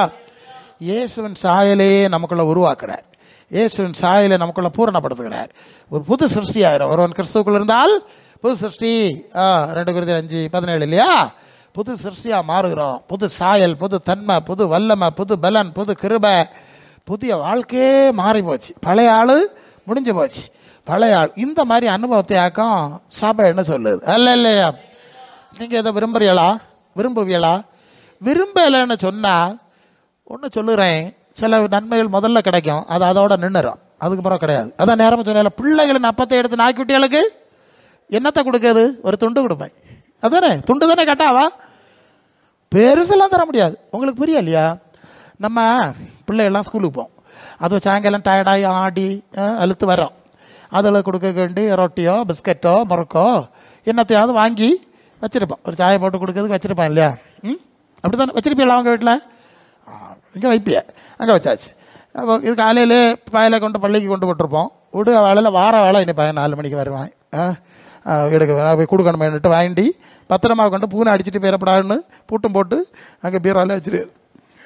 12 மணிக்கு ஒரு பிச்சைக்காரன் வந்துடுனா அம்மா தாயேன்னு ஒரு பாட்டு பாடுவான். இவன் கதவம் போட்டுட்டு பேசாம இருந்து உறங்க மாதிரி திறக்க மாட்டான். அவனுக்கு நல்லா தெரியும் ஆளு ஈஸியாக வராது, கலைச்சி இல்லாமல் வெளியே வராது. அம்மா தாயே பாக்கியாட்டி அவன் ராகம் பாடுவான்.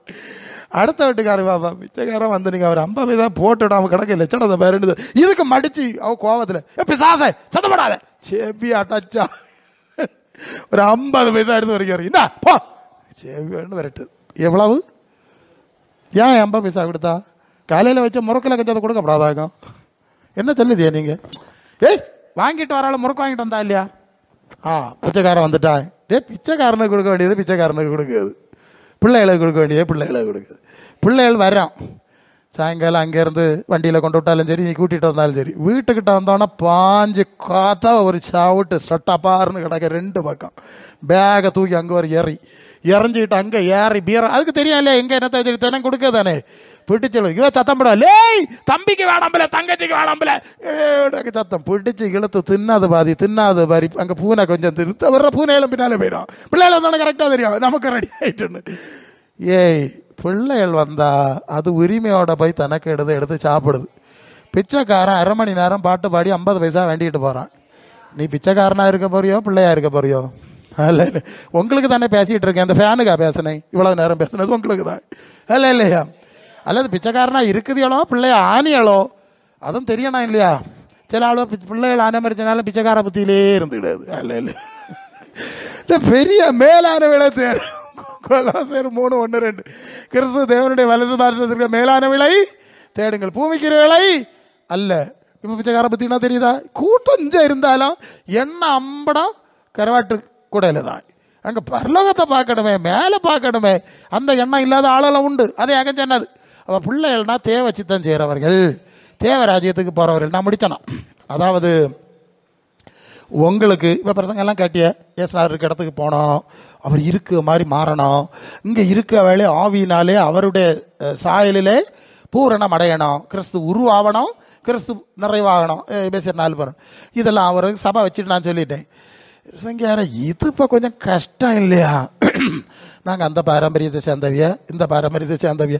சில ஆளும் அப்படி தான் பாருங்க, வரிய கணக்கா பேயிலேன்னு சோக்காட்டில் கிடந்து கரங்கனால தங்கள் பாரம்பரியத்தை விட்டு கொடுக்க மாட்டான் அவளு. பயங்கர பாரம்பரியம் அப்படியெல்லாம் ஆளும் உண்டு. சரி, சில ஆளும் என்ன செய்வாவ, இது கஷ்டம் ஏசுனாதிரி சொல்லுதெல்லாம் கேட்கணுமாக்கம், இங்கே பாத்திரம் சொல்லுது கேட்டால் போறாதா? நான் முடிச்சேனா, எனக்கு வந்துடுது பாருங்க ஒரு சர்ப்ரைசிங் மேட்டர். ஒரு கத்தோலிக்க வீட்டுக்கு ஒரு பாஸ்டர்னை கூட்டிகிட்டு போனார். நான் முடித்தேன், என்ன சமயம் முடிச்சாச்சு, வந்துடுதா என்ன செய்ய இப்போ கூட்டிகிட்டு போனார். கூட்டிகிட்டு போனா கத்தோலிக்க வீடு. நான் கேட்டேன், எங்கே போவியா? கத்தோலிக்க சபை. சரி, உங்கள் வீட்டில் விவிலியம் இருக்கிறதா? ஆமாம் இருக்கிறது. ஏன்னா அந்த போப்பு ஜான் பால் சொல்லிட்டார் ஒரு வீட்டுக்கு ஒரு பைபிளாவது கொடுக்கணும்னு சொல்லி கொடுத்துட்டான். எடுத்து இருக்காமா? எடுத்துகிட்டு வாருங்கள் எடுத்து சொன்னேன். யாத்திராம 20:4 என்ன என்று உனக்கு வேறு தேவர் வேண்டாம், உன்னை உண்டாக்க வேண்டாம், சேவிக்க வேண்டாம், நமஸ்கரிக்க வேண்டாம். அப்படி செஞ்சேன்னா நான் எரிச்சல் உள்ள தேவன், நான் பழி வாங்கி போடுவேன். அங்கே இருக்கு இல்லையா? வாசிக்க சொன்னேன். வாசிச்சுட்டு அப்படியே ஒரு பார்வை பார்த்தா போட்டு. இனி 21:8 வெளிப்படுத்தல் 20 கடைசியிலே ஒன்று படிப்போம். அங்கே படிப்போம்னா விக்கிரக ஆராதனைக்காரர் யாவரும் 2ஆம் மரணமாகி அக்கினி கடலிலே எழுதியிருக்குல்ல. வாசிச்சுட்டு என்ன எப்படி சீரியஸாக பார்த்துட்டு, இதெல்லாம் எங்கள் ஃபாதர் ஏன் சொல்லி தரையல கொள்ளாமா? இந்த ஃபாதர் ஏன் சொல்லி தரையில? நான் கேட்டேன், ஃபாதர் சொல்லுது இருக்கட்டு, இந்த விவிலியம் எத்தனை வரியம் அவங்க வீட்டில் இருக்குன்னு கேட்டேன். அது நிறைய வரியம். அல்ல கதை இல்லையா? ஓசியா 8:12 ஆண்டவர் சொன்னார், என்னுடைய வேதத்தின் மகத்துவங்களை எழுதி கொடுத்தேன், அது அந்நிய காரியமாக. அப்போ ஆண்டவர் சொல்லுவதை கேட்கப்படாது, வேற ஆளோ சொல்லுவது கேட்பேன்னு நின்னா, அப்போ ஏசுனாது சொல்லுவது கேட்க இஷ்டம் இல்லை, முடிச்சிருக்கேன். அவரை போல மாறுறதுக்கும் இஷ்டம் இல்லை. ஏன்னா அவர் இருக்க இடத்துக்கு போனோன்னு அழுக்கு சட்டையோட போக முடியாது இல்லையா? அது வேற இல்லையா? அவருக்கு ஏற்ற தகுதியில் தான் உள்ளேன்னா உள்ள எங்கே வந்தாய்? கல்யாணம் கத்தியா பிச்சைக்கார பையில வெளியே இல்லை. இது வேற ஆள், அது கடைசியில் வெளியே கொண்டு தருவா, வேண்டிட்டு போ அப்படின்னு ஒன்று இருக்கு இல்லையா? இது மாதிரி அங்கே அதுவும் கிடையாது, போக முடியாது. அதெல்லாம் கஷ்டம் பெருசங்கியார. எங்கள் பாரம்பரியம் மரபு உலகம் சம்பாதிக்காதுன்னு சொல்லிட்டு இருந்தா அப்போ கேட்பாரு, அப்போ நான் இருக்க இடத்துக்கு வாரதுக்கும் இஷ்டம் இல்லை, நான் இருக்க மாதிரி மாறுறதுக்கும் எனக்கு இஷ்டம் இல்லை, பின்ன உனக்கு என்னத்துக்கு நான் இதெல்லாம் தரணும்? நீ தான் என்கிட்ட வரமாட்டா இல்லையா? நாயும் பூனையும் ஜாவு மாதிரி செத்துப்போ தான், நேராக தான் பேசுவேன். இதுதான் விஷயம். அவருக்கு பிள்ளைகளுக்கு வச்சிருக்கார், என் பிள்ளைகளுக்கு வச்சிருக்கேன், என் பிள்ளைகளுக்கு வச்சிருக்கேன், உனக்கு தர மாட்டேன். அப்போ என்ன புரிஞ்சுக்கணும்? அது யோவான் 10:10, நான் அவர்களுக்கு திருடன் திருடவும் கொல்லவும் அழிக்கவும் வருகிறான், வேற ஒன்றும் தரமாட்டான், படம் காட்டுவான். நான் ஜீவன் உண்டாக்குவேன், பரிபூர்ணப்படுத்துவேன், நித்திய ஜீவன் கொடுப்பேன், நான் இருக்கிற இடத்துல இருக்கிறவனமாய் கொண்டு போவேன். அதுக்கு ஒரு நிபந்தனை, அதுக்கு தான் என் சபையை நான் வச்சிருக்கேன். அல்ல அந்த உபதேசத்தின்படி அந்த ஒழுங்குபடி நடந்தியன்னா இந்த இடத்துக்கு வந்து சேரலாம். இந்த வார்த்தைகள் நாள் கர்த்தர் உங்களை ஆசீர்வதிப்பாராக. ஆமாம், ஓகே.